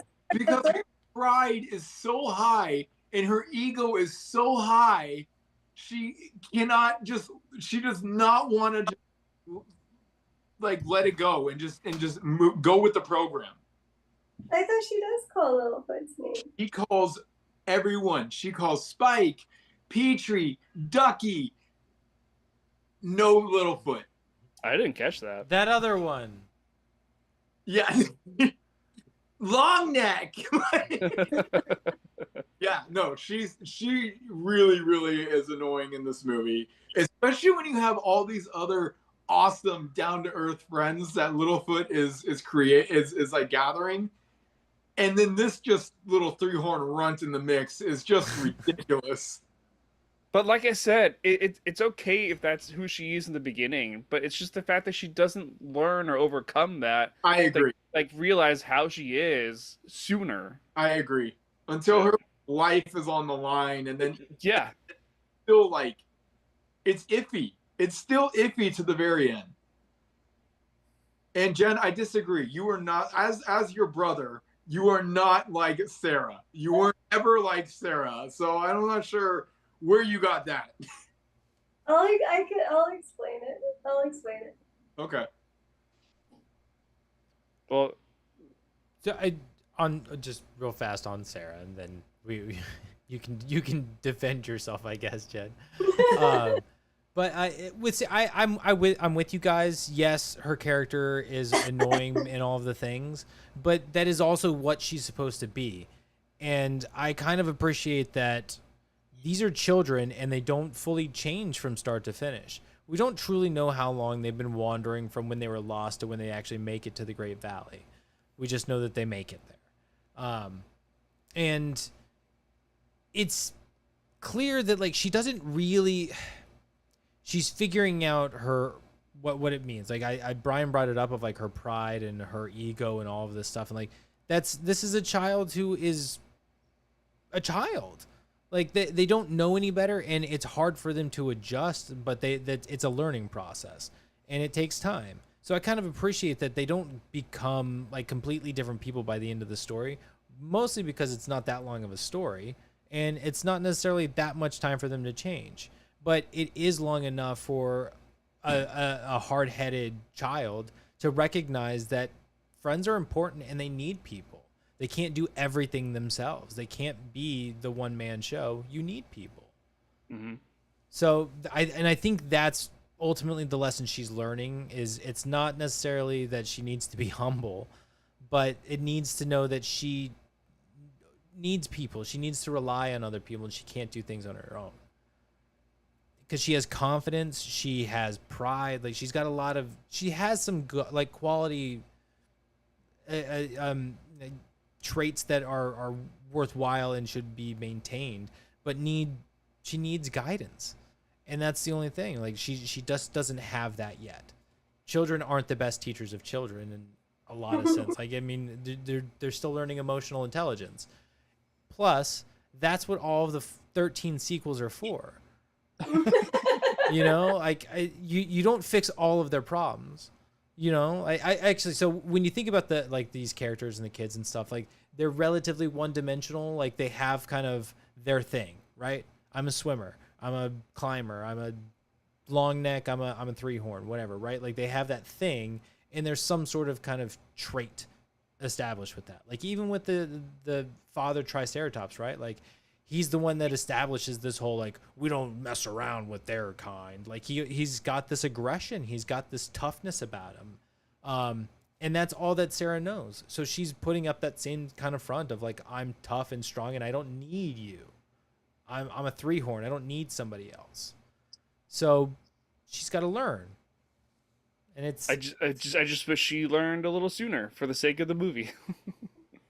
I mean, for her own sake, it would have been better, right? Well, yeah, but for the audience, think about the audience, Sarah. It's not This all could about have been you. a 35-minute movie if it not for you, Sarah. Get your shit together, Sarah. Seriously. Wasting our Sarah? time. My 5-year-old time when I had nothing to do. But there was no time back in the day because it was the land before it. There it is. All right, Jen, unknown. defend yourself. Go. Okay. So, and I'm not like her in all ways, but the thing that stuck out to me the most was how she, she acts tough and she's actually very, very scared. That has been me for a very long time. I have major trust issues. Even with you guys, you may have noticed it takes a good year for me to start warming up and getting comfortable. I'm just a slow burn. And the people that get it, happy that you're still in my life. Thank you for your patience. I know it takes a long time. But it's just who I am. It's unfortunately it has stemmed from stuff in my childhood, but I'm just so done apologizing for it. It is what it is. I have a guard, but when you can break through that, you're welcome. I'm awesome. But if you don't want to stick around and find that out for yourself, then you're not supposed to be in my life anyway. And that might be a little harsh, but that's just how it is. If I could just be that outgoing thing, and like that's another thing, it's like I only felt bad about it because I was put in this world that's telling me, oh, you need to be outgoing, you need to be like this, you need to be like that. I'm not, and that's okay. And that's why this watch, I was like, she's not annoying to me. She's not annoying to me. I was like, oh, we've grown. We've gone past that. I'm really sorry. I get it though. I get it, you guys. I get it. I had that same rage when I was younger, but I just feel like I can let that go. I can let that go. Just because like that quality is frowned upon doesn't mean it's a bad thing. I think my one response to that is I will fight you.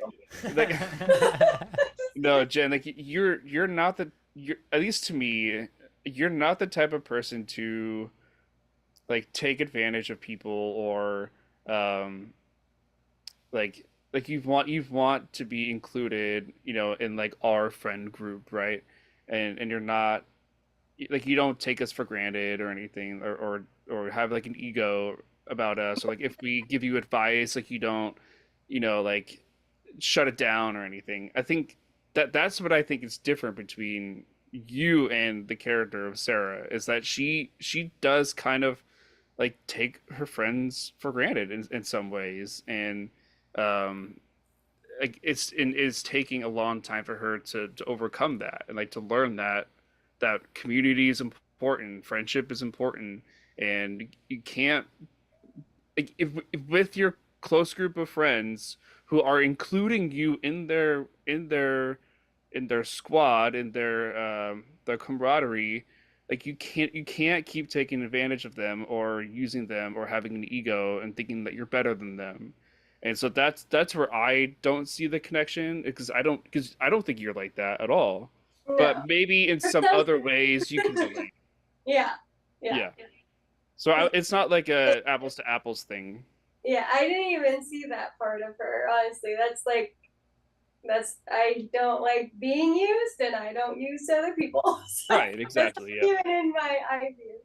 I know that the thing I was gonna say, I trust you guys, and that holds a lot of weight.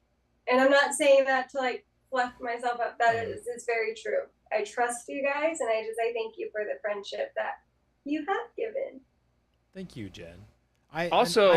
Just real quick, Matt, I'll let you go, but I just want to say what I do agree with though is like the toughness and like the independence and like not taking shit from people. Like I can see kind of like that similarity, with you and her. So and like that's not really a bad trait to have. Like you shouldn't have to deal with other people's bullshit and that kind of stuff. So I've calmed down a lot. Ask me. We calm. Yeah, I haven't heard a Safeway story in a while. Oh, well, yesterday I thought I was compost bin was a body bag yesterday. I was like, ooh, it's a body bag. I was just gonna say, Jen, I don't think there's anything wrong with protecting yourself. Like it's the people that you allow into your life, it is fully up to you, and it's if they don't care to stick around long enough to find that trust, then they weren't, like you said, they weren't meant to be there, because the point of getting in is so that they stick around, right? Like we're here for the long haul. It's been 5 years, Jen. You're not getting rid of me. So 6 years. 6 years. It's been 5 years, Jen. We're not. No, I don't want to say 6. It's 6. We're just gonna keep saying 5 years for like 8 years. Yeah. It's always gonna be 5 years until we hit year 10. It took the year to build, like warm up. Okay, 5 years. But either way, I don't think there's anything wrong with that. And you shouldn't apologize for protecting yourself and being guarded about the people that you let into your life. There's nothing wrong with that. Just as long as you do allow those walls to come down and let people into your life sometimes, that's the important thing. Is you can't shut it off. Yeah. There's a drawbridge. There's a drawbridge. It's a slow process to come down, so if they piss you off in the process, nope, coming back up. Fuck you. Go back up. Are you eating s'mores? He is totally eating s'mores. Okay. Oh my god! He had like this weird candle thing. He's blowing it. I'm like, what the hell is he doing? I was just looking at him. And then he comes out with this freaking chocolate oozing graham cracker. Oh my god! The oozing chocolate was like the frosting on top. Like my Actually, it's not the frosting on top. It's the gooey in the middle. You want some more? Some more. I'm gonna have some more of it. I haven't had anything yet. Jesus, I man. love s'mores in the summer. S'mores indoors? Hell yeah. I saw somebody you could toast marshmallows in an air fryer. Oh. I don't like apparently they blow up pretty big, but they toast and then like make a s'more out of it. Wait, have you made s'mores dip? S'mores dip? Yeah, do you know what that is? No. It's essentially you get like a 8-inch round baking pan. You put the Hershey's chocolate all on the bottom, and then you put marshmallows on top. Okay. Bake it so the chocolate melts and the marshmallows gets all soft and nice and kind of fluffy. And then you take your graham crackers, break them into the strips, and then you just dip it. It's life changing. It's so good. That's like rich people s'mores. It's amazing. You got to try it. I've got like little baking dishes, so like I don't have to do like a big ass thing of it, but like I think I could do like a little. Oh, you could do like the muffin tin ones. I guess I could do that, but like I've got it's a little like a ceramic baking dish is the best way I can say it. But it's like maybe 6 inches or so. Like Is it circular? It's circular, but it's Yeah, you got to make sure it's circular so that you can like dip, like scrape around. Yeah, get those corners. Yeah. But yeah, it's a bit smaller than like your like cake pie dish or whatever, you know, like one of the baking dishes. Yeah. It's a little bit smaller. So But Matt, you should try it. You should try it. I gotta get marshmallows. Jamie threw all my old ones out. Mm. She did the right thing. But yeah. S'mores. Oh man. Back to Tree Stars. No, I just want s'mores now. Mm-hmm. Tree stars. Who wants that watery leafy crap when I can have a s'more? Okay, can we talk about the water and the leaf? Yeah. Unless if Jen, do you have something? Well, I had a scene. Okay, no, you go for it. Okay, so my scene, I don't know why, like it's kind of like with Cheeky and Sharptooth running after them. Now this scene is running rent free in my head, and it's when Ducky has to be the bait, Mm. and I just love how they were able to bring so much emotion into like a hand drawn sketching. You know, like especially particularly like when she is like making her noise and then she quickly curls into a ball behind that little rock, and like the shaking effect that they did, it was just so well done. And I don't know, I really like that scene.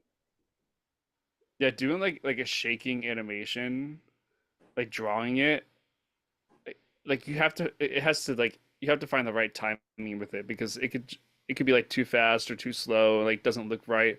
I think they did an excellent job with like the timing of the shaking. It was really So good. how do they do it? Like, do they have to put? Because how I think of animation is like every single movement has to be drawn, right? Yes, in theory, yeah. So if it's shaking, did they have to like make a new drawing? Like if she moved like a fraction to the left, like, oh, that was a new drawing. But they probably did like if they probably made like they drew 5 different shaking animations and then just kind of like mixed them up maybe. Oh, okay. And like used them like 15 times each, but then like mixed them up in between. So like you could draw 5 of them and then just kind of like, you know, do like 1, 2, 3, 4, 5, 2, 4, 5, 1, 2. You know what I mean? Like just scatter them out. Like similar. I used to be obsessed with those like flip book things, like where you flipped a page and like you could see something come to life and it Yep. was new. Is it like that? I mean, Matt might know more details about because Matt, do you know if this was this rotoscoped? Or not rotoscoped. Like was it all individually drawn by hand? Like each frame?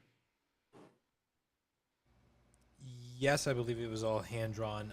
They weren't really doing anything computers with anything at this point in the 80s, so it's all hand drawn stuff. Yeah. So, So what Jen was saying was like with the shaking from Ducky, do you think that the shaking animations were like all drawn individually for each one, or did they draw just a few different ones and then kind of like scramble them together? um, I feel like what they probably did for because I'm trying to I've been studying animation, so I haven't quite nailed it. So I'm still figuring out That's why I'm asking pieces of you. it. Yeah. But I think what they most likely did was it's like kind of it's individual, but it's like a having like transition. So it's with the frame rate is where it really plays with you. So like the shaking and stuff, depending on what they're doing, they may have with because sorry, I know I'm saying a whole lot of I'm bouncing all around in my head. Yeah. You're like Ducky right now. There's a lot.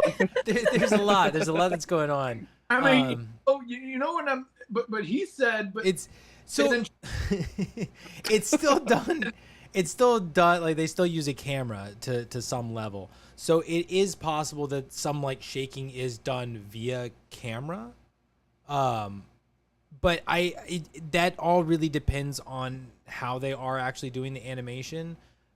Where like you're talking about the scene underwater, right? No. Or sorry, did we move on from the bait scene?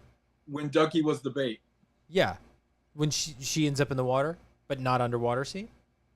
No. I'm talking about so like she makes like so she's in the cave still, and she makes some noise, and then she like quickly curls herself behind a rock, and she's just shaking. And that just like it just amazes me with like how much emotion they can bring out. Like you could just feel the fear of Ducky in that moment. They did such a good job. Yes, that I would kind of attribute also. So the sound is really good for that because they add a little bit of like a shaking like sound effect to it, Like a rattle. a little bit of a rattle. But no, that effect I think is probably all hand drawn. Wow, that makes it even cooler. Yeah. And again, it's a positioning thing that they would probably do to where like part of her body is just kind of like shifted at certain frame rates to create that kind of like shaking effect. But Brian, go ahead. New scene? Well, Nick had something he wanted to bring up. Oh, okay. Oh, I was just gonna bring up the leaf with the water. Like how was it generating water on its own? It was like because it's the shot where like there's like tears of water coming from the edges and pooling in the middle and like creating like a little puddle. Is that just like imagination? Is that magic? Is that like what is that? The magic of the tree star. I honestly I think my interpretation of it was always that there was like the leaf itself absorbed a ton of water, which is why it remained leafy and green. Why they were so coveted is like they are a strong moisture based leaf, so it's just a very healthy Absorbent. leaf, a very healthy leaf for them, where it hydrates and it offers the nutrients that they need. So it's like it's just I imagine that this plant was able to kind of like hold and retain water, and due to like certain movements and stuff, it created this sort of like dew effect where like it would release water. It could also be like a mix of like family memory, heirloom, like gift, like I don't know, like emotional attachment, like combined with magic and science. Sure. I don't know. I thought it was a very interesting choice. But it's really cool. It's a really cool. Like the meaning of it's really cool. I was just curious, like what the implication was of how it happens. I still like to think of the tree star as kind of like a representation of like life. So it is this represent like it is food and water. So it is the symbol of life. We find the tree stars, we find life. Yeah. That's it. Yep. Go ahead, Brian. New scene. It's probably the scene of the movie. I have titled it "The Weight a Mother Carries."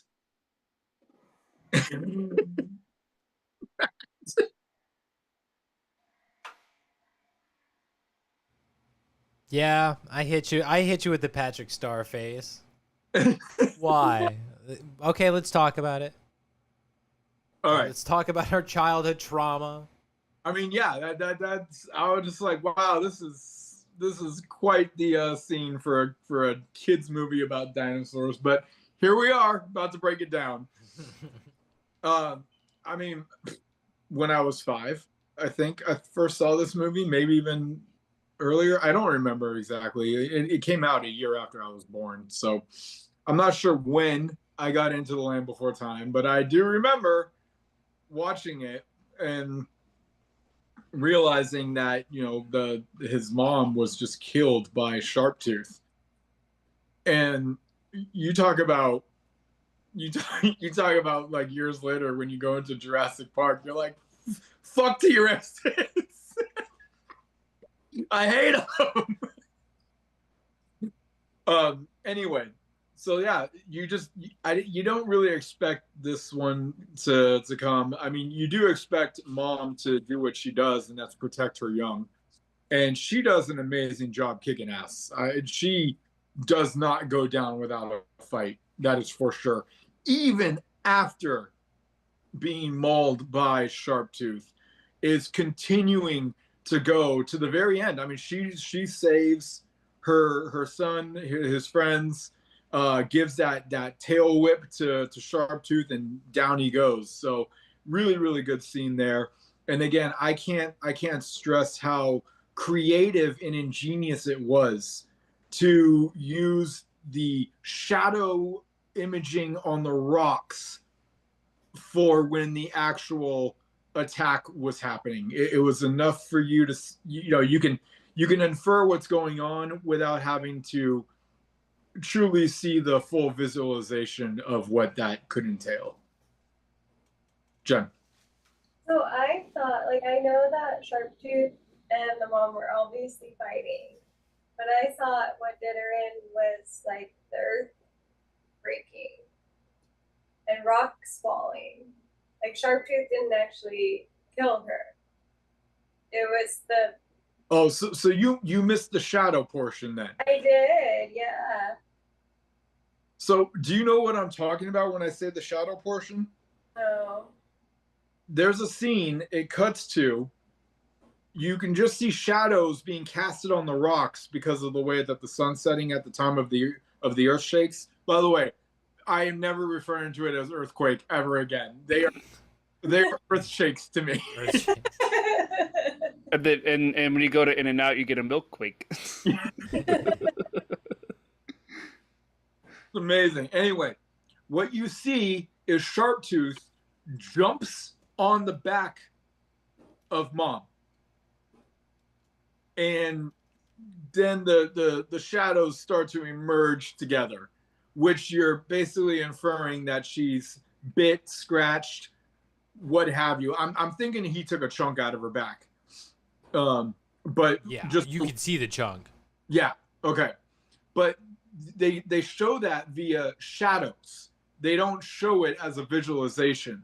So yes, Sharptooth was the killer of Littlefoot's mom. Oh. I have a quick comment. I vaguely, I don't know why, but I vaguely remember seeing like the shadow of the fight. But I mean, I would have personally, as an adult, liked to have seen the actual fight. I don't know if that's just me, because like seeing dinosaurs fight is just like kaiju style. I don't know. It's just, but the shadow scene that I do remember is when Littlefoot sees a big shadow, and he thinks it's his mom. And this part made me so sad because he thinks it's his mom, and as he gets closer to the cliff wall, like the shadow gets smaller and smaller, and then he realizes it's the same size as him, and he's like, "Oh, it's not her. It's his own shadow." It's his own shadow. I was like, "No." Yeah. It was so sad watching watching him go through his mother's death, like the grieving process for him Yeah. is devastating to watch. Mm-hmm.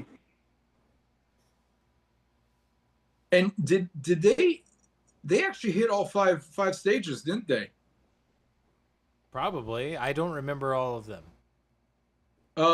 There's Was there denial? I don't remember You there have being sad- denial. Sadness, sadness, anger, bargaining. No, denial is in the beginning somewhere. I don't remember the order. It's like denial. and then it'd be acceptance. Yes, acceptance. Yeah. So denial, sadness, anger, bargaining, acceptance. That may not be the order, but those are the five. Oh, depression. He definitely hit anger. He got mad because it was her fault. Yeah. He definitely hit sad. Yeah. Or Depression. he hit denial right at the bat. Great. He might have been a little confused, but it's when she was saying, "You'll always see me." No, I think the rock shadow is denial. Oh well, okay. Well, and I think there's the bargaining too, where he's like, just wake up, just wake up. You know, like that's still. Mm-hmm. I think he goes through a couple of them very quickly in that. Rips through all five stages on him. Yeah. Interesting. Good job, animators. Nice. Small details. Devil's in those details. He went down to Georgia. He's looking for a soul to steal. All right. Other scenes? Well, we've done a lot. This is probably the movie. Well, because I kind of missed it, but the underwater scene. I don't know if you guys talked about it at all, but so what's up with these kids committing murder? Wait, what? They full on plot this T-Rex's murder. Oh. Littlefoot straight up is like, let's lure him to the deep end. With those little arms, he can't swim. Yep. And let's just lure him over there. We'll hit him over the head with a giant rock, and he'll drown. Let's kill this thing. Yeah. When you're fighting for your life and survival instincts kick in, yes, you're gonna commit murder to defend yourself. Matt, it's literally kill or be killed. This is plotted, Yeah. though. I mean, that sharp tooth is just trying to eat, man. It's just trying to survive. It That's all killed its mom. It's trying to survive. That is a very creative way to take down Sharptooth. Yeah. Because, like, think of it. Think of you being the story writers and the animators. We're going to have a group of kid dinosaurs that are going to have to kill a full-grown adult Tyrannosaurus Rex that has already taken down a full-grown Brontosaurus. How do we do this and make it slightly make it realistic? I thought they did a fantastic job on how to kill Sharptooth. I'll give you that. It checks. I make fun that they plot and plan this murder. Oh, absolutely! It's first degree. But no, it is a good plan. It's just a shame that it doesn't work right away.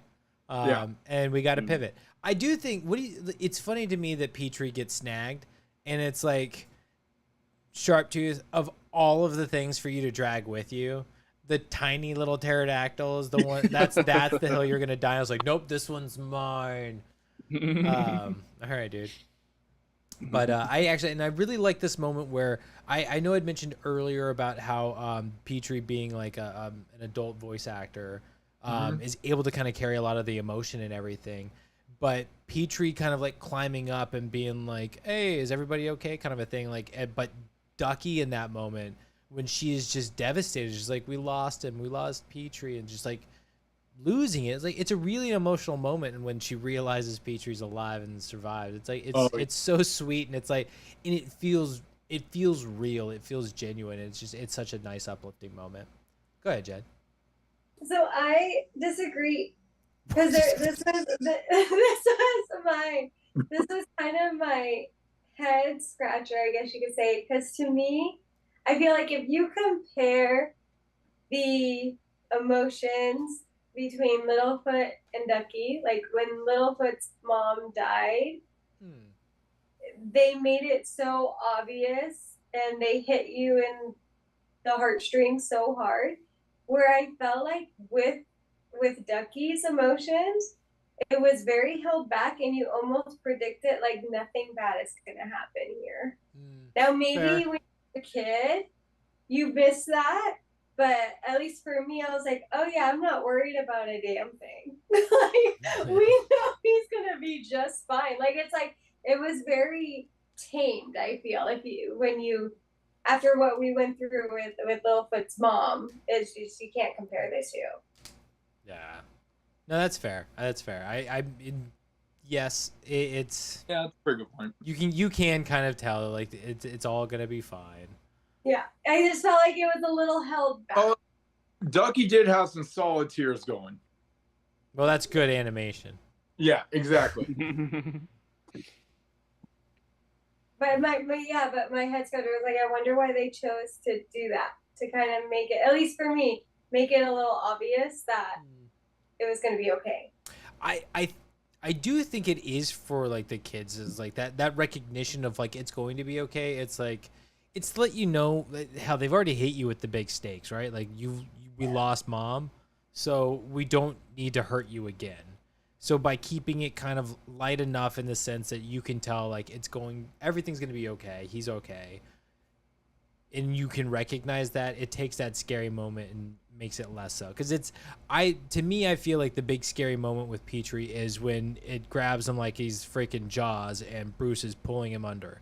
That's the scary moment. The second it cuts away from him being pulled down and it's them on the top, it's like now you're able to kind of like digest it, right? And it's setting up the like that's a fake out. You think he's gone, but he's coming back. Matt, I love how you just referenced 2 shark movies in one sentence. I appreciate that. It's the same shark. What? Oh, I guess if you're referring to yeah. if you're referring to Finding Nemo, then yes, I guess I was, but no, I was just naming Jaws. Oh my god, can you imagine if this movie actually did take down the Littlefoot's mother and Ducky or Petrie? Oh, it'd be devastating. Devastating. I would never watch this movie again. Boycott it. It's bad enough you took out mom. You got to do it though, right, Disney? But Oh my god! But also taking out Ducky, how sad would that be? Holy crap, that'd be the funniest shit, though. I'd be so upset. If they brought this one back and we're like, all right, we're gonna do Landing Before Time, but let's just make it even darker. Oh my gosh. This is nuts away. I'm highly convinced if Ducky like originally was to die in the movie, I think they would actually rewrite that character and like do that from scratch and make sure that Ducky stayed alive. You know what I mean? Yeah. Yeah. You can't. If there was ever a version of this script that had Ducky dying, it should have been burned immediately. Yeah. yeah. Terrible idea. I mean, Petrie, whatever. Hey. He's afraid to fly, and he's a flyer. Like, come on, dude. Petrie's my guy. Come on. He's Come my on. dude. Go ahead, Brian. Did you have something, Nick? I did, but you had your hand up before I did. Oh, okay. I had a head scratcher. It's a quick one. So my head scratcher is, did Land Before Time come up with Circle of Life? And Lion King made it a thing. And like, almost Phantom stole, like, when you think of Circle of Life, you think of Lion King. You do not think of Land Before Time, but clearly there's years separate. So I'm curious here. I do see a lot of Lion King in this movie. I think The Lion King is inspired by this movie. Okay. It has a lot more storyline going on, but it definitely takes from the whole the Circle of Life in particular, right? Which I I can't remember what religion it is, but I mean like the idea of the life cycle being, you know, like the cyclical thing, like it's not unheard of, so it's been used before. But I also think it's probably been like a good way of referring to like the process of death to people for a long time, right? Like they were alive, they are now dead, and they moved on to the next phase in the circle of life. You know, like it's everything comes back, but they don't go away. Like it's been used before, but to hear them actually say the circle of life in this, I was like, that felt like, okay, Lion King definitely pulls this. Yeah. But Is that plagiarism? no, if anything, it'd be derivative, right? Yeah. It's not trademarked, is it? I can't imagine. Although Circle of Life might be now since they turned it into a song. Like, What's What was that, Brian? I don't think you can trademark Circle of Life. I mean, we're basically talking like, We'd owe them money simply by saying it right now. aren't we just talking? Essentially, we're talking like ecosystems, right? if I were to really science this down, Yeah. But I don't know.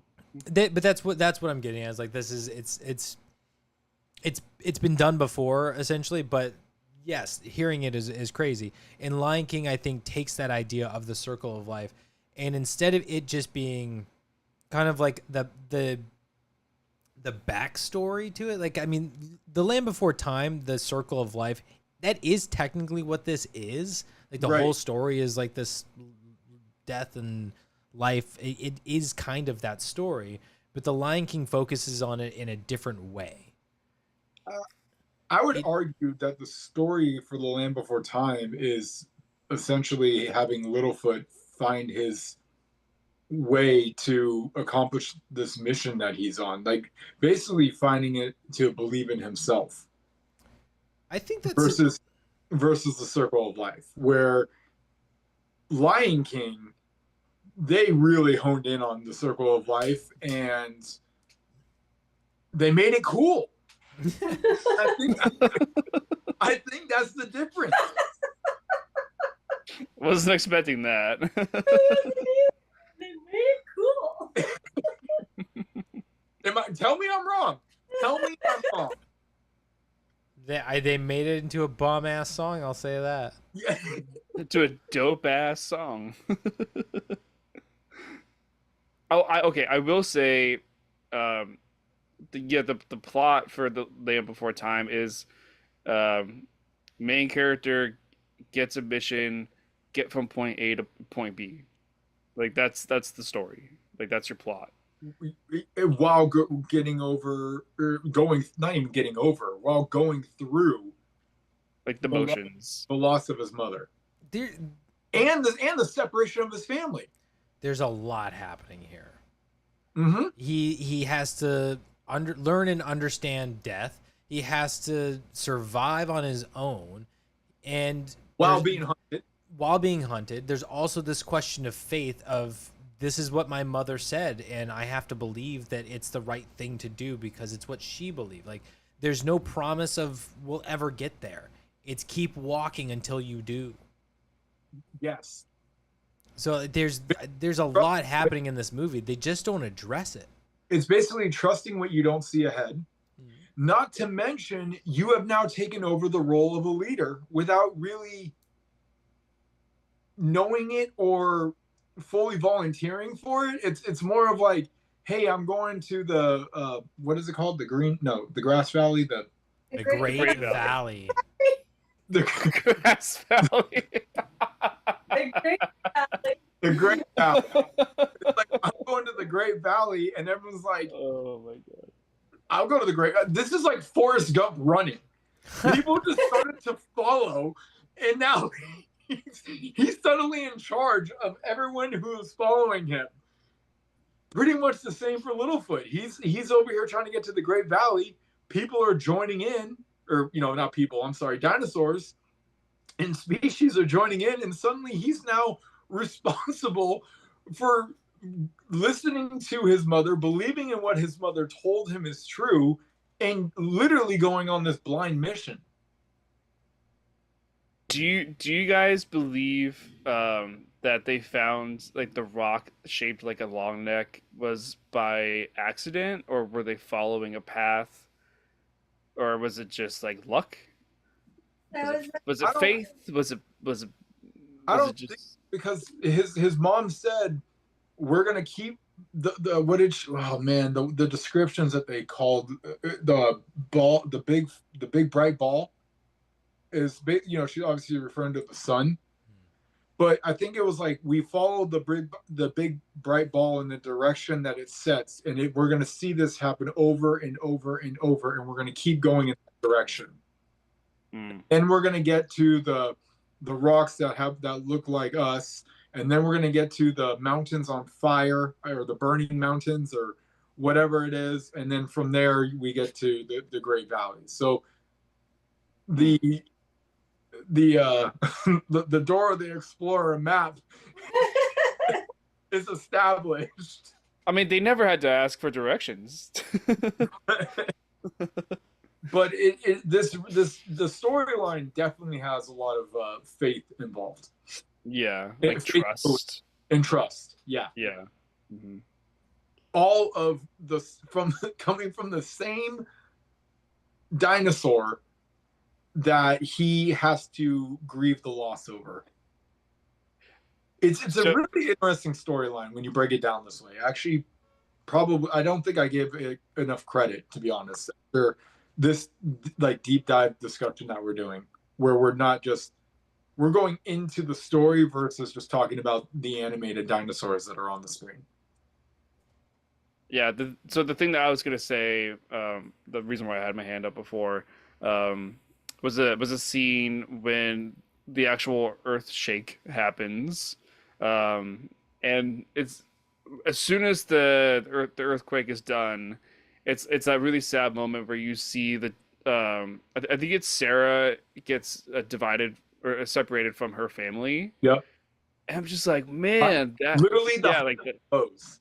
the height and like the cliff, like there's no way of getting Yeah. over that to get with your family.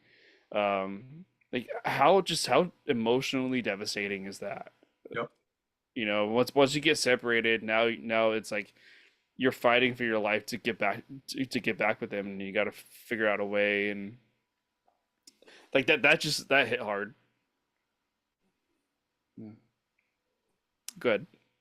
Uh, I feel like we're getting close to the end. Yeah. Can I start bringing that up, or? Yeah. Okay.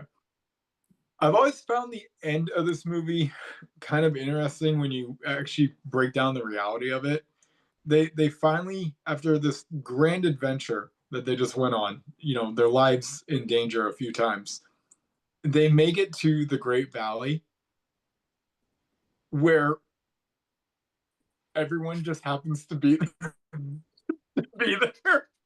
It's like, what safe route did you like? What route were you guys able to go to? Because it would have been nice to know. Oh yeah, we just took the trolley, Yeah. They did lose some time following Sarah. You think about it, very comical that everyone, their family, all of them are just like, where have you guys been, man? We've been at the pool for an hour by now. That's funny. Yeah. They were too busy, dressing up as a giant goopy tar monster. Yeah, I've always found it very comical that it was it was like that. I didn't even think of that, but you're right. That's funny. Very like everyone is, the whole gang is just all right there, and What if they showed up and then everybody at the Great Valley did the surprise, like a surprise birthday party, and then the mom purposefully put them on this like grand adventure with like survival, so that the payoff at the end was was a surprise party. oh man, I keep going back to like SNL skits. This would be another great one where they show up to the Great Valley, everyone's all hanging out, and I can just see like Littlefoot just pulling his grandparents aside, be like, "Oh, come over here. Why don't you come over here?" just over this mountain, you did not hear the roar of Sharptooth. None of you. Let me just show you. Do you see down there? Do you see the rock that's at the bottom of the water? Ask what's under it. Like the entrance is right there, but you got to go all the way around. Yeah, it's very comical to me. That it's like, oh, they made it. I don't. Well, you know what? I think when I experienced that moment, it was such like a grand emotional moment of like, yes, they made it, and they've made it to paradise, and it's all green, and it's perfect. It's harmony, it's sanctuary, and all that. That I wasn't even like thinking about. I guess the logic of like, Right. oh, all of them beat them there first, because it is really supposed to be this emotional moment for all of them. Go ahead, Brian. The shout out on this part that I want to give to is the animators, where it is dark, and then all of a sudden they just do this rapid lighting effect, and it is the Great Valley it's exactly what Littlefoot probably imagined in his head, and just how bright it became. I don't know how they did that type of animation, but it's really, really. Yeah. It is smooth. Very smooth, yeah. It almost looked like a painting backdrop that just came light. They definitely use painting like for the backdrops for like the backgrounds of things and Right. animated on top of it, obviously. But it's very plausible that for that it is like a painting, and they just slowly revealed certain sections of it. So 'cause it's like it's shadowed, or maybe they had like some sort of effect, but just or like a tint essentially, like a tinted glass or something, and they brought that over everything and then slowly removed it, creating that lighting effect. So it's coming out of the darkness and revealing all of that color as it's now shining through no longer shining with the tint on it. I like that theory. Something along those lines. It's just me guessing.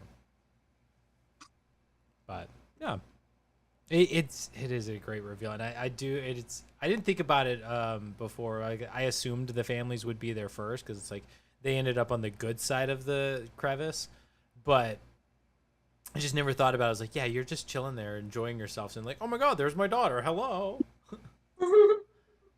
Go ahead, Nick. Yeah, I know I quickly mentioned it a few minutes ago, but what'd you guys think of the whole like goopy tar monster that they all when they were all like on their shoulders and they were like created themselves as like a tar monster to scare off Sharptooth? Like, what'd you guys think of that? That was an accident. I said my thoughts earlier. It's the Scooby-Doo enemy. Yeah. Yeah. I think it's hilarious just because you've got Sarah freaking out, but Yeah. I think the Scooby-Doo monster is the perfect way to describe it. I mean, Yep. Because it's like such a kid villain or monster. I feel like it's from in an episode of a pup named Scooby-Doo, like something that happened. Yeah. It's like Fred is calling out Red Herring, and he's like, it's Red Herring, it's him, and he's doing it, and then it's like all of a sudden Red Herring's like, see, I told you it wasn't me, Jones. And then like some other monster thing comes out that's just Shaggy and Scooby twisted up in the trash can. Right. And he's like, oh, he freaks out and he runs away and they all laugh. That's what it feels like. But then, like, I really want to take the mask off of the goopy thing, and it's like a goopy mask, and then it like reveals to be someone else. I don't know when Scooby-Doo started, but I feel like it The was original Scooby-Doo? I feel like it was pretty popular in the 80s. The original Scooby-Doo? I think it's further like back. the 70s. Okay, yeah, that's what I thought. Yeah, so Maybe even the 60s. I don't know. it wouldn't Because Fred and Daphne are like all 70s. surprise me if that was like a slight motivation for the tar monster. It's like, hey, let's just throw a little Scooby-Doo in here, or Scooby-Doo vibe in here, and Yeah. people will love it. Currently, the oldest I'm seeing is starting in 69. Oh wow. Okay, yeah, see, I was right. Like 70s, 60s, yeah. because like the mystery mobile is like a, it's like a VW bus with like the hippie flowers and stuff. Anyone want to take a shot at Sarah's mindset of trying to ram the T-Rex?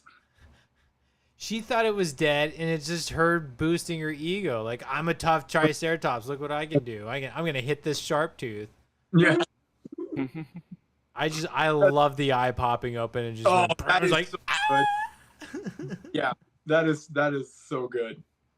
There's something about like when people in movies use the eye of the the predator, it works every freaking time. Every time. Especially when like the eye is like the full screen and it opens and like that's the entire screen. It's just like, the eye. I want to say it's a shark movie. Oh boy, there's so many of them. I think it's Deep Blue, where these are sharks that are insanely smart and can actually understand English and listen to them talking and everything.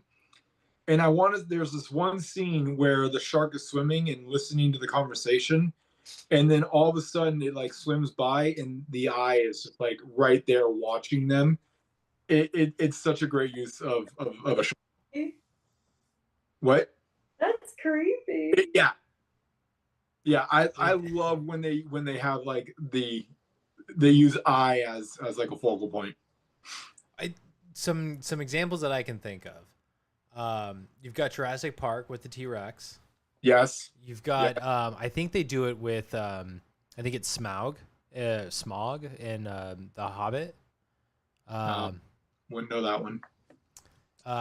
The other dragon I was thinking is Dragon from Shrek, but I can't remember how they introduced. Like, I'm pretty sure it's but where's the and like you see Dragon like blink behind Donkey and he freaks out.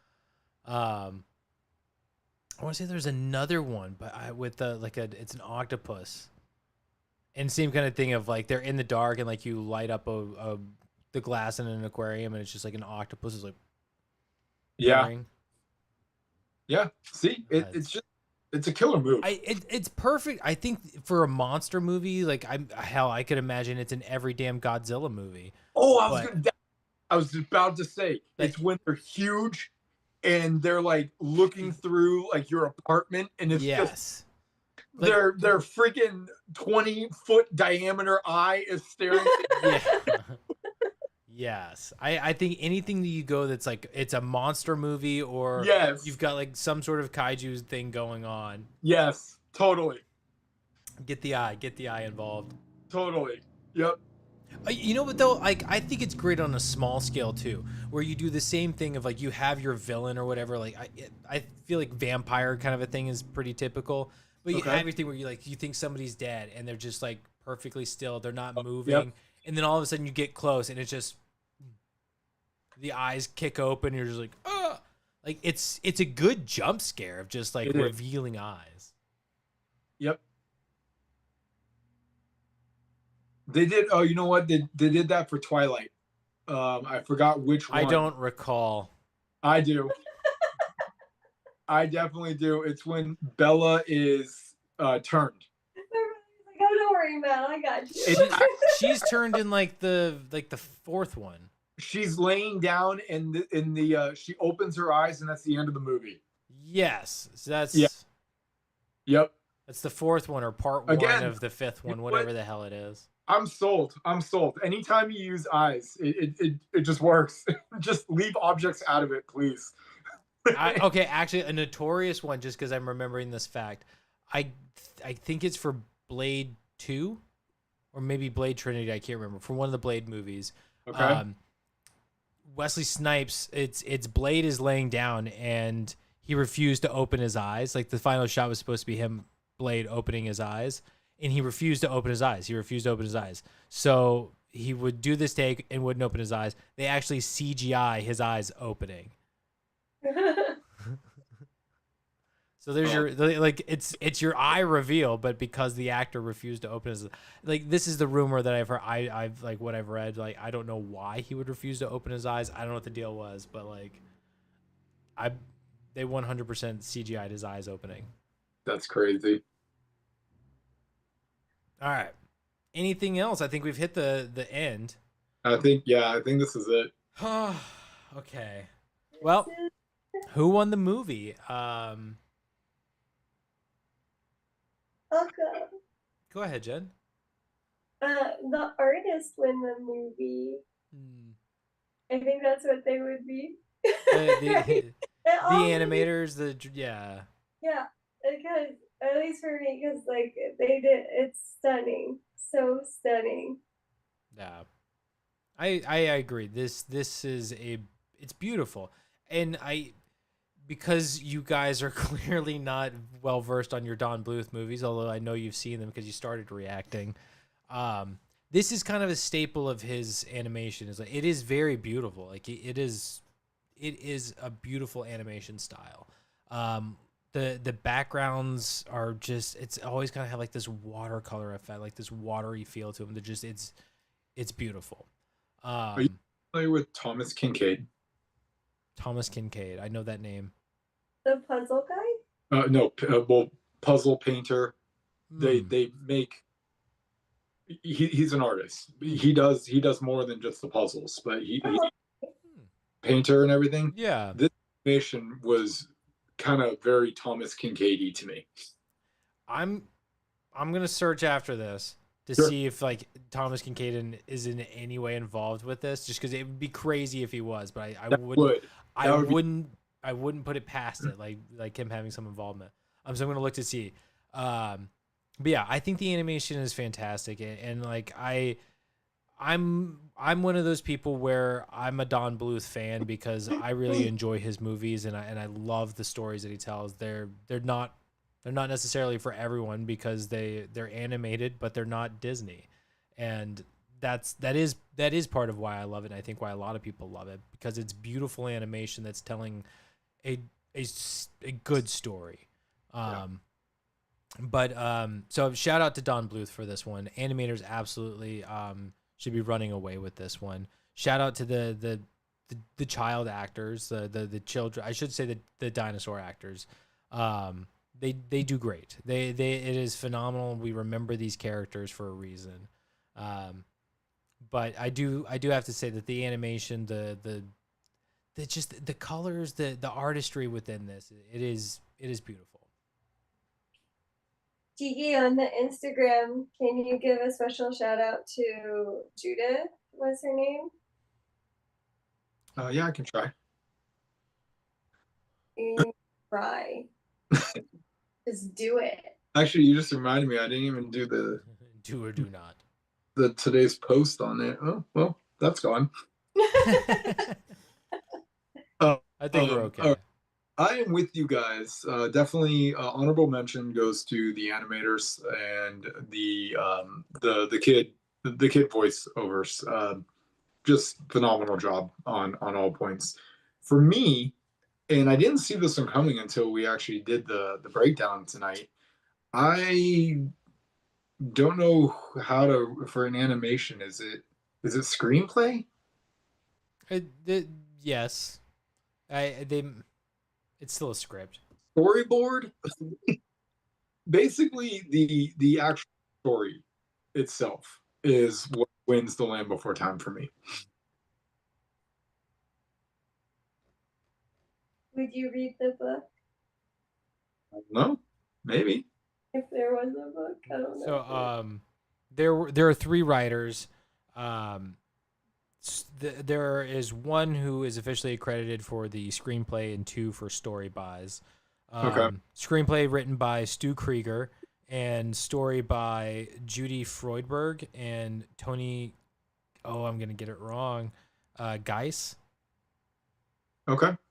All right. Well, then, yeah, the story wins. Okay. Nick's pillow. What do you think? Well, we'll let him chime in for that, and when he gets in for who wins the movie. Oh, my frog on.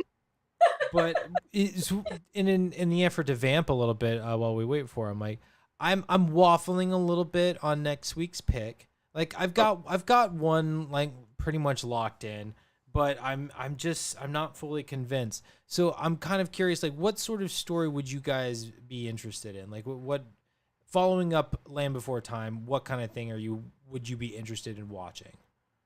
What's going to excite you for next week? A movie. Okay, well thank you, Brian. Goodbye. You're welcome. Have a good night. We'll see you next week. Maybe something a little darker, a little edgier. Okay. Wow. Okay. Okay. Are you thinking, Brian? Like someone blows up a grocery store or something like that. Okay. Something edgy. Are you manifesting something, John? You know, edgy, thrillery, maybe. Okay. Okay. Yeah. What are we talking about? Then again, like comedy. I don't know. You know what you've. Give me a movie. I'm sticking. You've convinced me. I'm like, this is a good enough choice. Like I think it'll hit the mark of what you guys might be looking for. So we'll see. Wait, but what are we talking about? Next Sorry, week's pick. Oh. I was looking for input. Oh, are we already at the end of the movie? Yes. Yeah, we just need who won the movie from you. Yeah. Oh, okay. Petrie. Petrie wins it. All right. I love Petrie. I think Petrie's great. Excellent. So, Nick for Petrie. Nerds. All right, Petrie. Petrie, if you what was it? It was Brian. You had it was the story. Jen, it was the animation and art for you and I. Yep. Yeah. So I mean, animation definitely gets an honorable mention for sure, but All Petrie, solid. Oh, Solid. yeah. Okay. And then a special shout out to Judith. We'll need a moment of silence. I still can't believe that. That is so. Jen, I told you at the start of this, like this, I saw this movie in 1990 something, and I haven't watched it since learning the story of this girl until now. So it's like, Yeah. it is a sad story, and I'm telling you that if you look more into it, it's just gonna get more sad. But it's okay. She is immortalized, and we can talk about her and praise her for the wonderful work that she gave us for such a small child. Yeah. So celebrate her, yeah. Yep. So huge shout out to Judith, and thank you wherever she may be in the circle of life. Mm. But with that is a wrap. The meteor has struck. The ice age cometh. No. Are we watching Ice Age? No, we're not watching Ice Age. But that is the end of the Land Before Time. So this was a good chat. But for next week, Nick, the advice I was getting was something thrillery and a bit exciting. So the pick that I had landed on and was kind of waffling on, I'm sticking with it. So you guys have just got me to land on it. But streaming on Netflix, we will be watching Waterworld. Okay. Like the water park in Sacramento? What? I don't know. Is it one word in Sacramento? I think it was. Then possibly yes. Others might refer to it as that Universal show. Yep. There you go. We'll talk about that next week. But streaming on Netflix, we will be chatting about Waterworld, starring Kevin Costner, by the way. Yeah, I was trying to remember. Kevin I Costner. was torn between Gibson or Costner. It's one of those white guys. Yeah.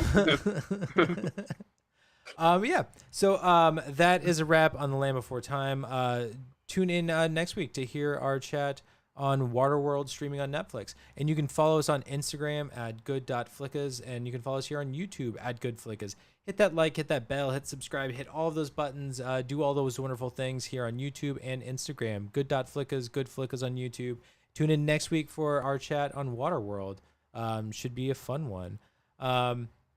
And if you have any advice or would like to give us, just some fan mail, tell us that you love us. We'd love to hear that. You can send us an email at goodflickas2020@gmail.com. And that's that. Brian, go ahead and wrap us up for the evening. All right. Yeah, guys, hope you had a good time listening to this one.